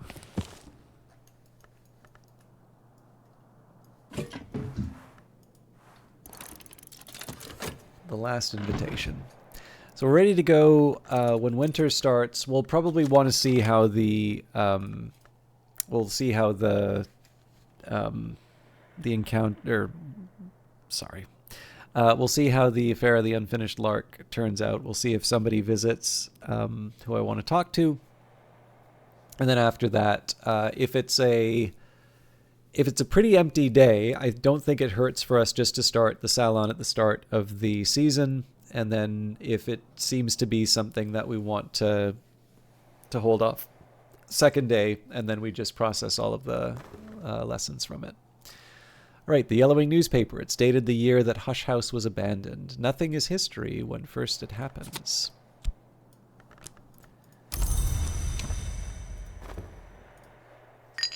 Better now. Fixing and mending. There's not much work on offer in Brandkrug, but I can find 6 pence worth of odd jobs. So I am going to need to wrap up reasonably soon, but I want to see if I can at least get one more skill leveled up. If nothing else, it'd be kind of nice to read the Cosley work. All right, bake a golden stuffed marrow. This marrow was accounted a beauty among its kind. Now it's a dish for those who understand fidelity. Hello, 1-4. You have no idea what I'm doing, only pretty colored cards. I'm preparing a party. Wait a minute. I'm missing a drink. Oh no, it's right here.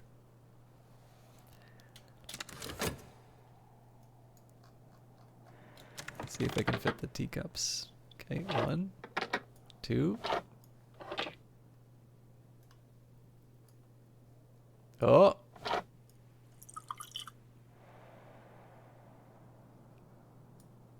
We did it! I don't think that makes any sense, but...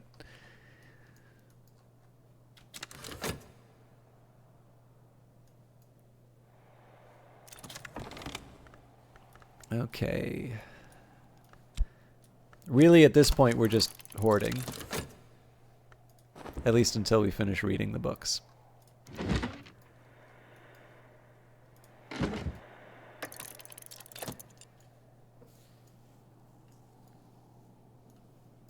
I will, for the benefit of those of you who weren't here when we read Towards a Fundamental Aesthetic first edition, I'll read that first from the wiki, and then we can move on to the sequel. As soon as I like learned of the existence and then read it again, there's just a bunch of stuff that kind of went pinging around inside the contents of my skull, and I was very, very amused.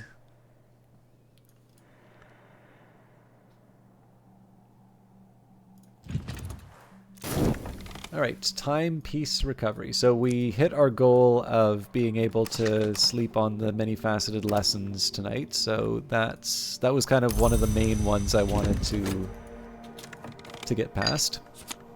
As I used to say in my youth, the day is done and so am I, but I've earned my pay. So the last of this is really just about trying to get as much leveled up as I can in the remaining time. We should be good for it, but I definitely bit off quite a bit, so we'll see how it goes.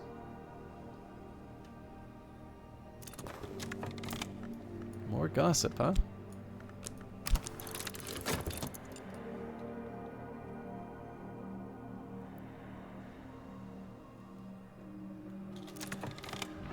Okay. Deoris Book 2, in Latin, a 19th century reprint by the indefatigable Nathaniel Darcy Evers of a 14th century Latin translation of a 4th century work. This volume deals mostly with the hour called Lionsmith, the hour called the Tribune of Scars, and with their enmity. The Lionsmith makes monsters to defeat the Tribune, but the scars of the Tribune are each a weapon. More hammer time. More foresight.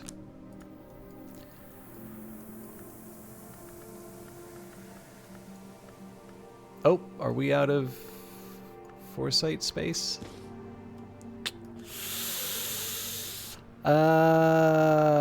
Crumbs. I'm gonna put this on the... I'm also gonna make a note for myself. So, the Book of Maya gives Impulse, and Darius Volume 2...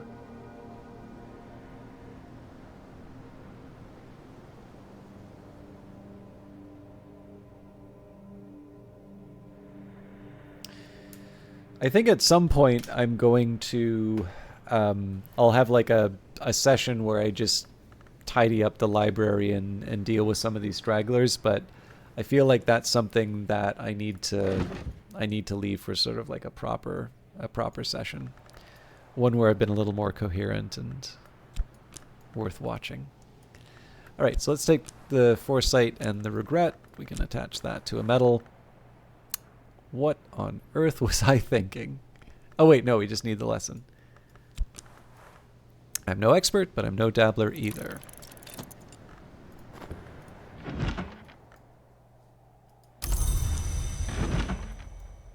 Alright, on imperfections, Pomander, Lightsmith, and Lanternlong describes the process of transinhabitation, which he calls a manifestation of imperfection.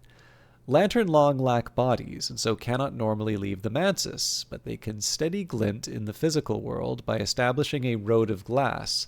Pomander notes with disgust that the order of Long called Obliviates refer to it as scrying, which he considers a debased term. Pomander explains the benefits of transinhabitation, that a Lanternlong can affect the senses and thoughts of those nearby, that they can even enter their spirits, and that they can employ the senses of those inhabited to experience again the scent of blossom and season. This seems to be what interests him the most. He insists that a lantern long should only ever inhabit a mirror of silver, not silvered glass, but he declines to explain why. Okay, so 2 glass blowing and vessel crafting for that. We'll probably get another 2 from Cosley's work. So with that in mind, first edition of Towards a Fundamental Aesthetic. It's here somewhere.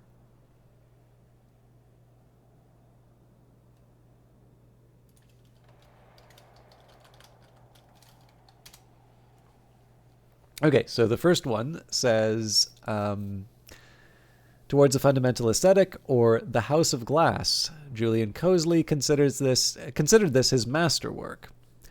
Techniques for perception and analysis which permit invidious and apocalyptic conclusions, probably the most assiduously suppressed book in history. The entire run was destroyed, even the presses were melted and dispersed, but the manuscript edition has survived. And then completing it, the perfect hegemony of the hours is perhaps eternal, but Cosley proposes and describes confinement inescapable, aesthetic and optical techniques which might contain even an hour, profoundly disrupting the order of the Mansus. He presents this as his own work, but there are hints here and there that he received inspiration or even assistance from the nowhere hour named Snow.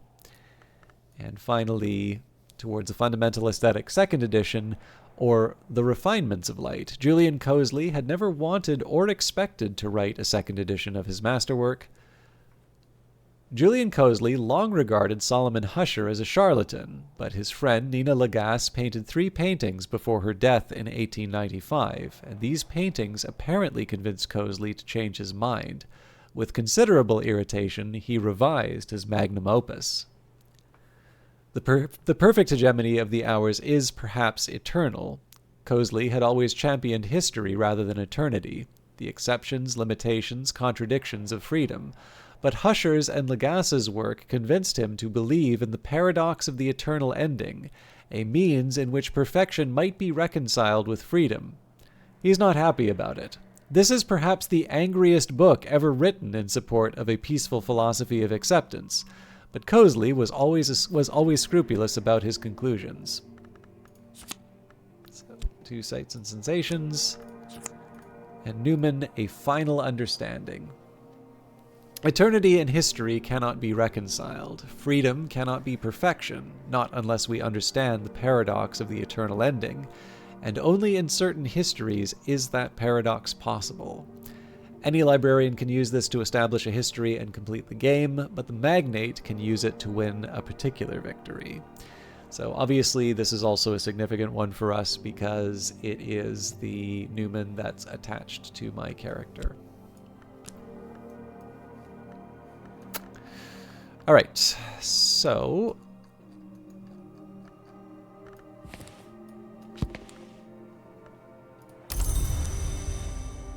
I don't know if I'm going to be able to do this in time, but if you read the description for the Moon Footstool, there's also a fun little tidbit about it. We'll see if we can pull it off, but I think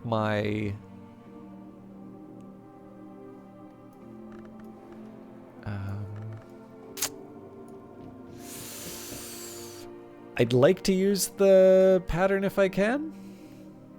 It's glass blowing and vessel crafting, so I still need a sky.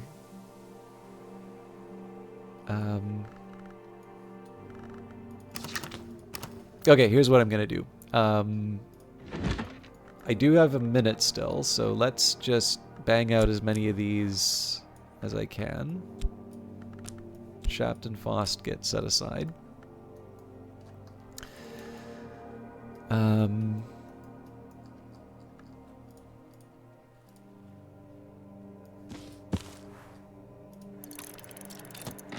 And we have a lot of candidates for books to read here, so.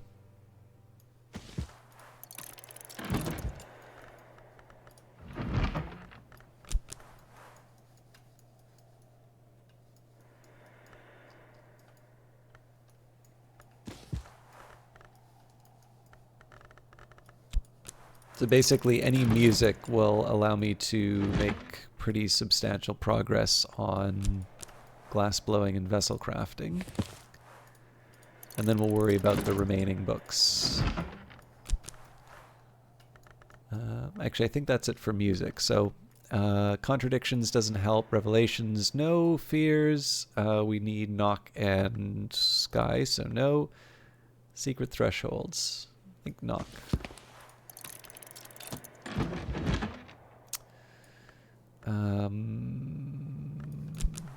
That's probably better here. Solace. Traveling at night. Storm, of course. We will do that at Nona's desk. Gonna have to give up something I want, so core.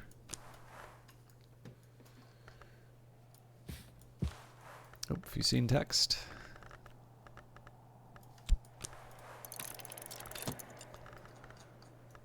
And then Collar's the unspoken and unappreciated hero of the game. Probably a confound. Actually, it shouldn't even be a question. It's either Salt or Confounding Parable. And for that, let's do Locksmith Stream Volume 5.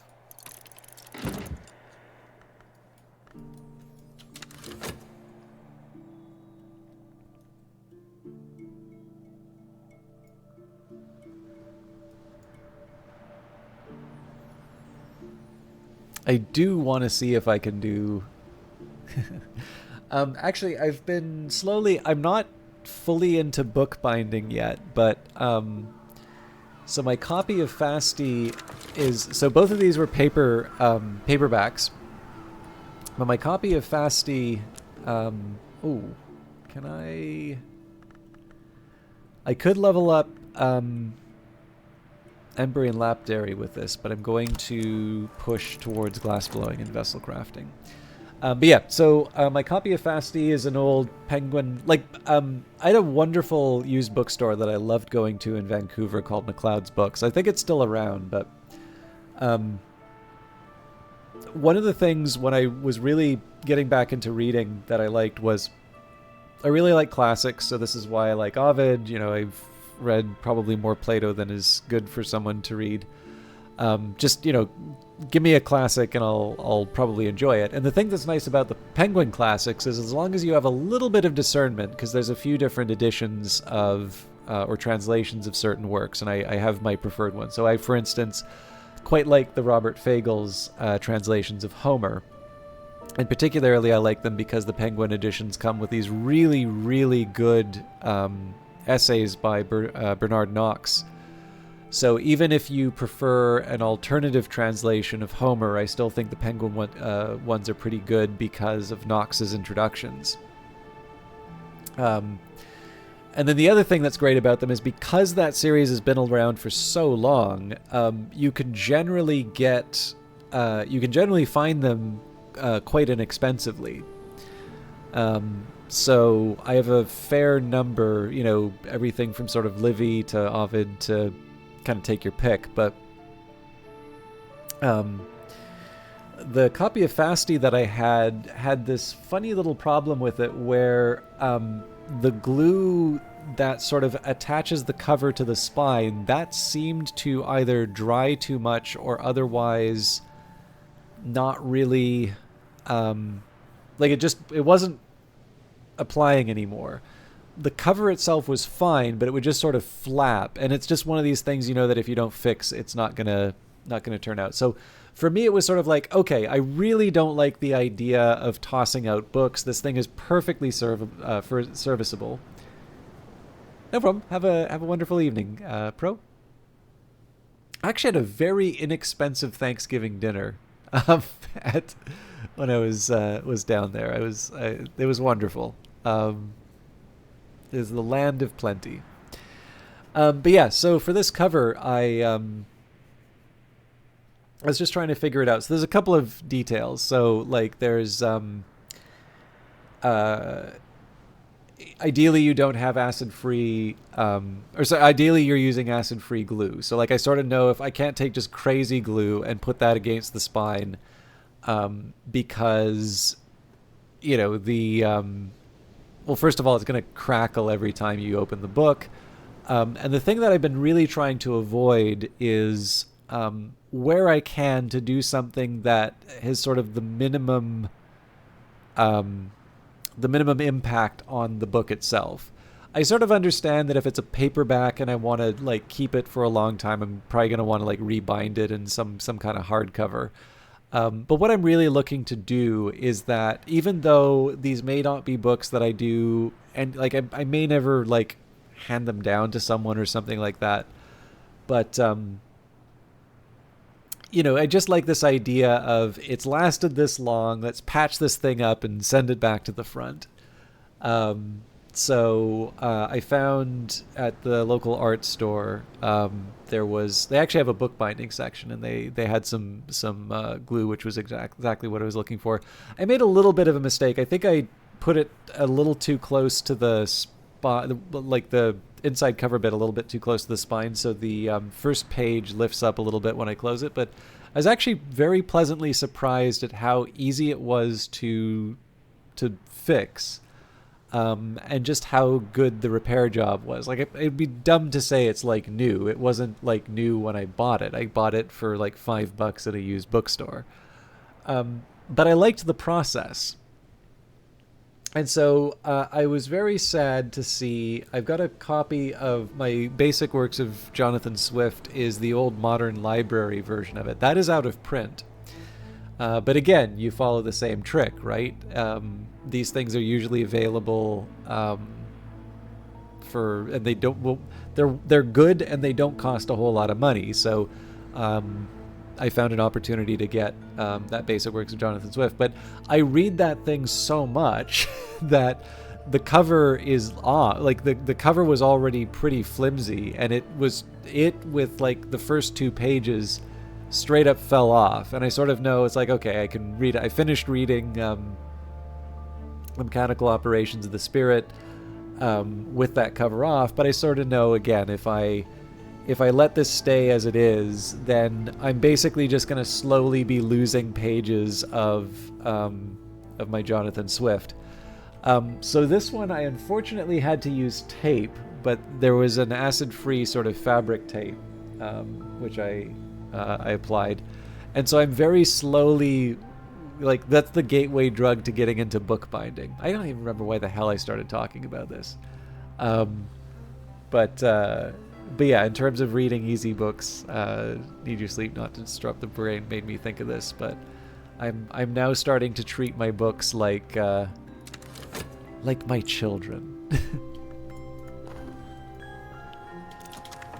The skill is now level 3. Its power aspects have also increased. So unfortunately, I don't think I can bring up door. Well, sorry, that's not true. I can use the occult scrap. So let's keep going with the. Wait, it wasn't door and wall. It was glass blowing and vessel crafting. Let's keep on that treadmill.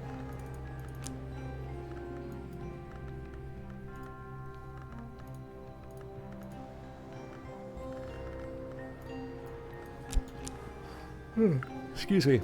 I'm no expert, but I'm no dabbler either.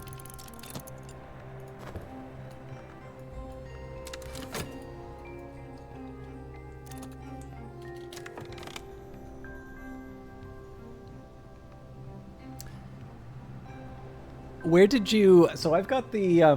there's a Princeton edition of... It's not even like a basic writings of Goethe. I think it's kind of a survey. So they really wanted to make sure that his literary works were put alongside some of his scientific works. Is that the edition that you have, or do you just have a specific work by him that you want? More into dark fantasy and science fiction, looking where to start with the Warhammer 40k books. I mean, just drink from the fire hose of the wiki and and just stop when you're when you're not feeling it anymore. Is a sarcastic but not fully answer. And when you say Lessing, you're not talking about Lawrence Lessing, are you? The IP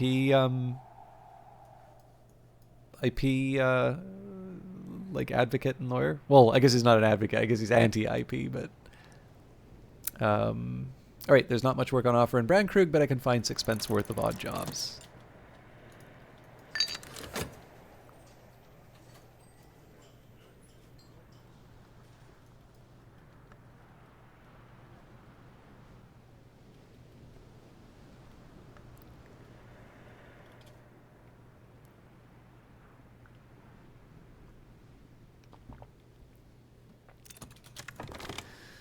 All right, so again, we're trying to grab whatever we can from Mr. Kill to help us level up the glass blowing and vessel crafting, but I'm not holding my breath.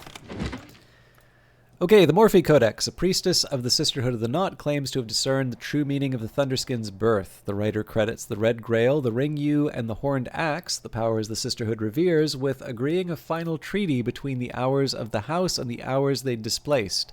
The Thunderskin loved the Yew, and the Grail destroyed him, as restitution for the slaying of the Horned Axe's sisters and brothers. The Thunderskin entered the Mansis through the Peacock Door, a privilege never given to the Witch and Sister, but then their merit was much less. The writer admits that entry through the Peacock Door is unseemly, but insists that under the circumstances there was no other way. Oh, sorry, I'm totally taking a leave of my senses. Thank you. The account of Kanishk at the Spider's Door. Lok Kahuli, Kanishk's victim and lover, wrote this account, perhaps posthumously. Kanishk sought to become a name. In pursuit of that end, he made Lok Kahuli the vessel of his appetites, promising Lok that they would ascend together. At the Spider's Door, he betrayed his lover. The Chiliarch listened to it happen and then forced Kanishk into his service. The Chiliarch cannot be denied. Lok Kahuli remained to write this work and to describe the outer magics of struggle and contest. Stolen secrets, something I overheard in dreams. Unhatched hymns, hymns attributed to St. Lucia the Eyeless, patron of glassworkers and name of the hour called Meniscate. The hymns venerate every sanctioned hour, celebrating them as the sun undivided, but also suggesting that each hour may become the next. Madrigad to watchman, watchman to wolf, and so on. The hymn of the phases celebrates the Meniscate, from whom we do not turn, for the truth which is beauty, the beauty which is truth, and the perfect balance between the two. The hymn of reflections, more puzzlingly, celebrates the Meniscate as sister of Janus, mother of shadow, whose visage wondrous in emptiness can reveal all truths.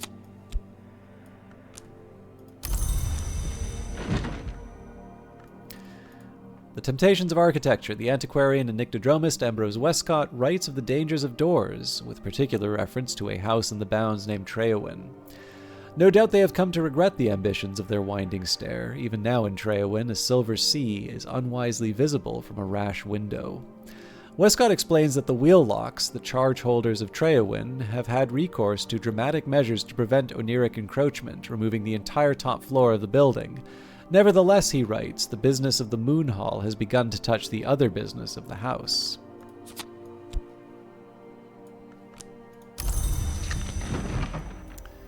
Traveling at Night Volume 2, the annotated dream journals of Christopher Alopoli, sometimes called the oldie readable occultist, literate, entertaining, bewildering. There's an extensive discussion on the comparisons between Alopoli's own dreams and those of the Emperor Elagabalus, who Alopoli regards as a dupe or avatar of the sun in rags. The white is west of the world, Alopoli remarks, and winter does not wait forever.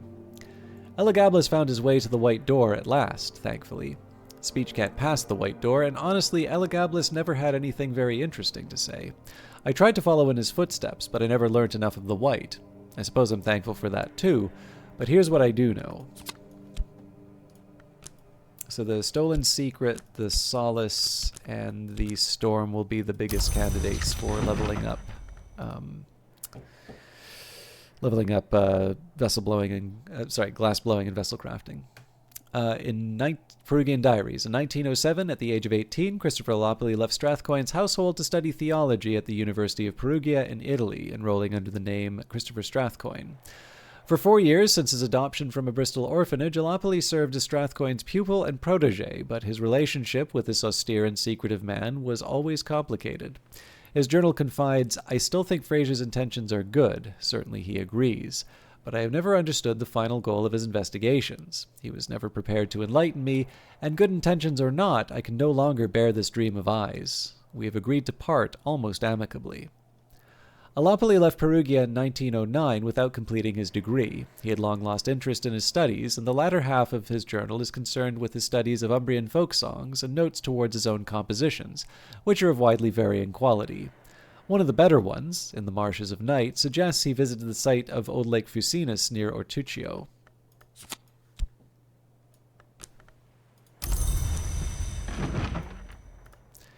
Those Who Do Not Sleep, the mystic Broadnax, discusses the origins of the Cisteran Witch and of the Thunderskin. The Cisteran Witch were born in two wombs, one poor, one rich, across the sea. The sister was stronger in the aspect of heart, and so their survival was assured. The witch was stronger than the aspect of Grail, and so they were not satisfied. When the Cisteran Witch came west, the Red Grail permitted their ascension, but then grew jealous of their power. It lured a great musician into the ranks of its names and caused him to be reborn from blood as a heart hour so that the Grail might maintain dominion there also, but its victory is not assured.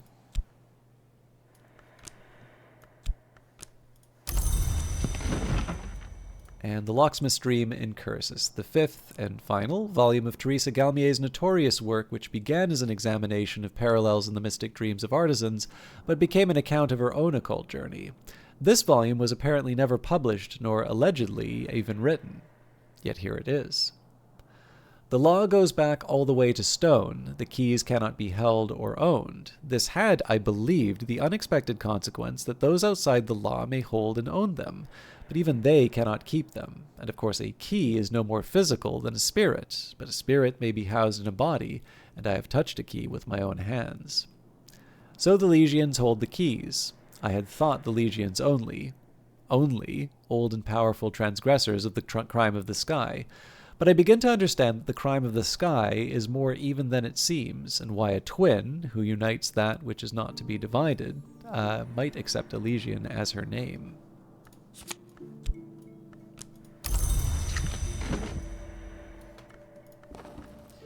Skill is now level 3. Its power aspects have also increased. So the first priority here is going to be to clear out any of the elements of the soul that, or any memories that that Mr. Kill may potentially generate. So we need 3. So Stolen Secret, Solace, and Storm are the obvious choices.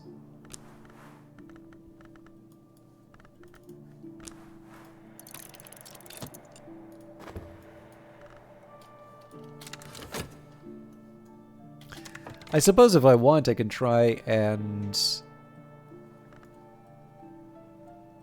I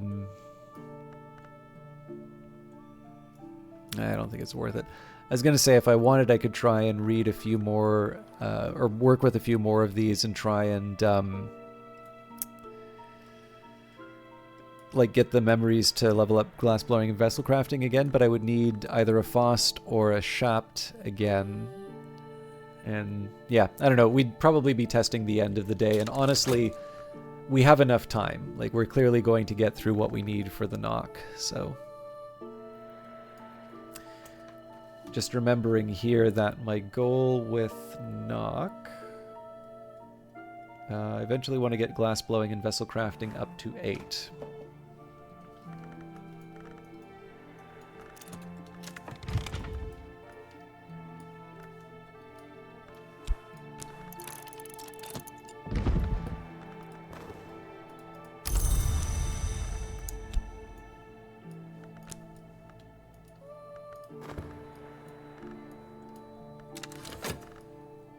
Obviously, the occult scrap is something I'll do tomorrow.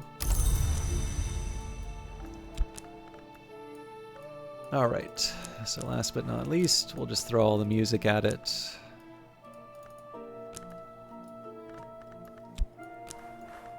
satisfying to have come so far. Improve the skill to level 5. So at the end of all of this, we'll be up to level 6. It wouldn't be a bad idea for me to find another either Sky or Knock text that'll give me 2. So on imperfections... Oh, darn it. I forgot what this was supposed to give me. Gospel of Zacchaeus... No. Maybe Matters and Deeds of Serpents, though? because with Edict's Liminal, that already gives me knock. This will almost certainly give me 2. All right, I'll have a think about that. But unfortunately, I'm not going to be able to read the detail on the footstool, so we'll have to save that for another time.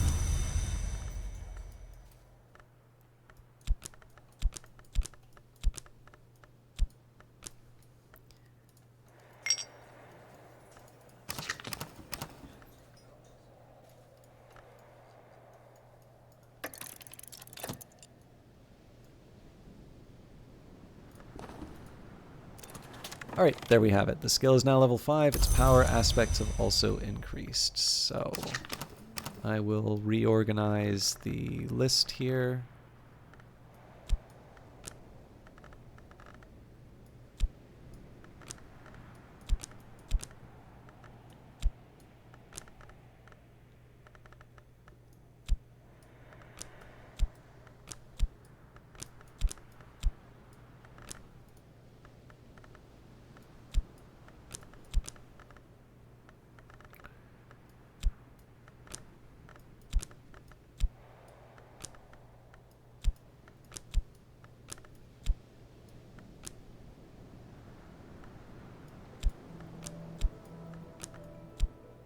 Clearly I'm not paying attention.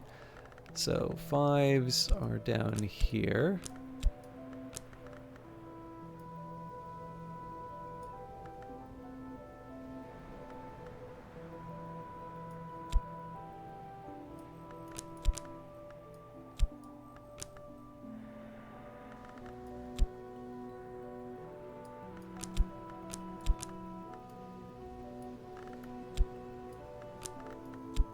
That'll kind of be the shape when all is said and done.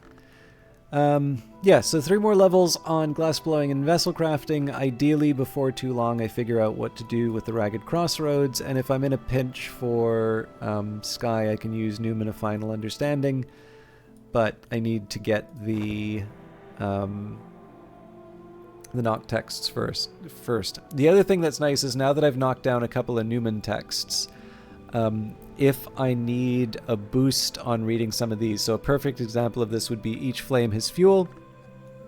I can now start, I can give myself what's effectively a 3-point bump in terms of the aspects. I say 3 points because it's not that hard to find a 2, it's not that hard to find a 2 power aspect, but, sorry, yeah, just through regular memories, but being able to apply them to, the Newman is 5, so effectively the difference of 3. You know what I mean. I'm going to shut up now. Thank you everybody for watching.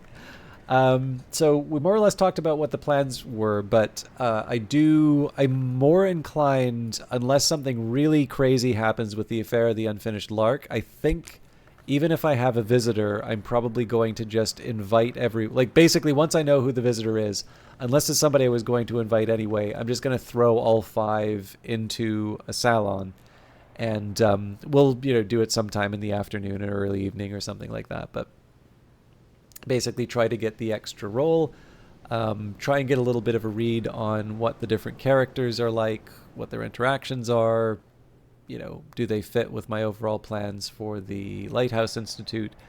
And then, I don't know, it'd be nice to have some variety in terms of the guests too, so maybe after that gathering, if there aren't any interesting follow-ups for me to check out, I will, maybe start inviting a few new people. But all of that will be happening over the course of the week.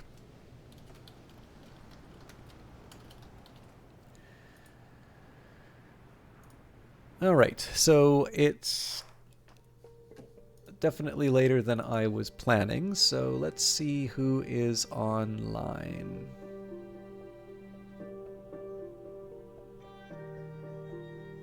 You know what? Revive Snow is currently playing something, so it's SCP-5K. I have no idea what that is, although I think I know the SCP part. So we'll host Revive Snow, 1, because they were in the channel a little bit earlier, and number 2, because I want to see what this game is. So, like I said, thank you everybody for watching. I will do my best to try and keep the start times a little bit closer to what I have scheduled, but I'm also dealing with the reality of a busy time at work, a job that I think is worth taking the time to spend the extra time on. But just the fact that I'm really struggling to make everything work out in terms of the times. So I appreciate everybody's patience with this. I will see you all Wednesday for the next one. Until then, take care.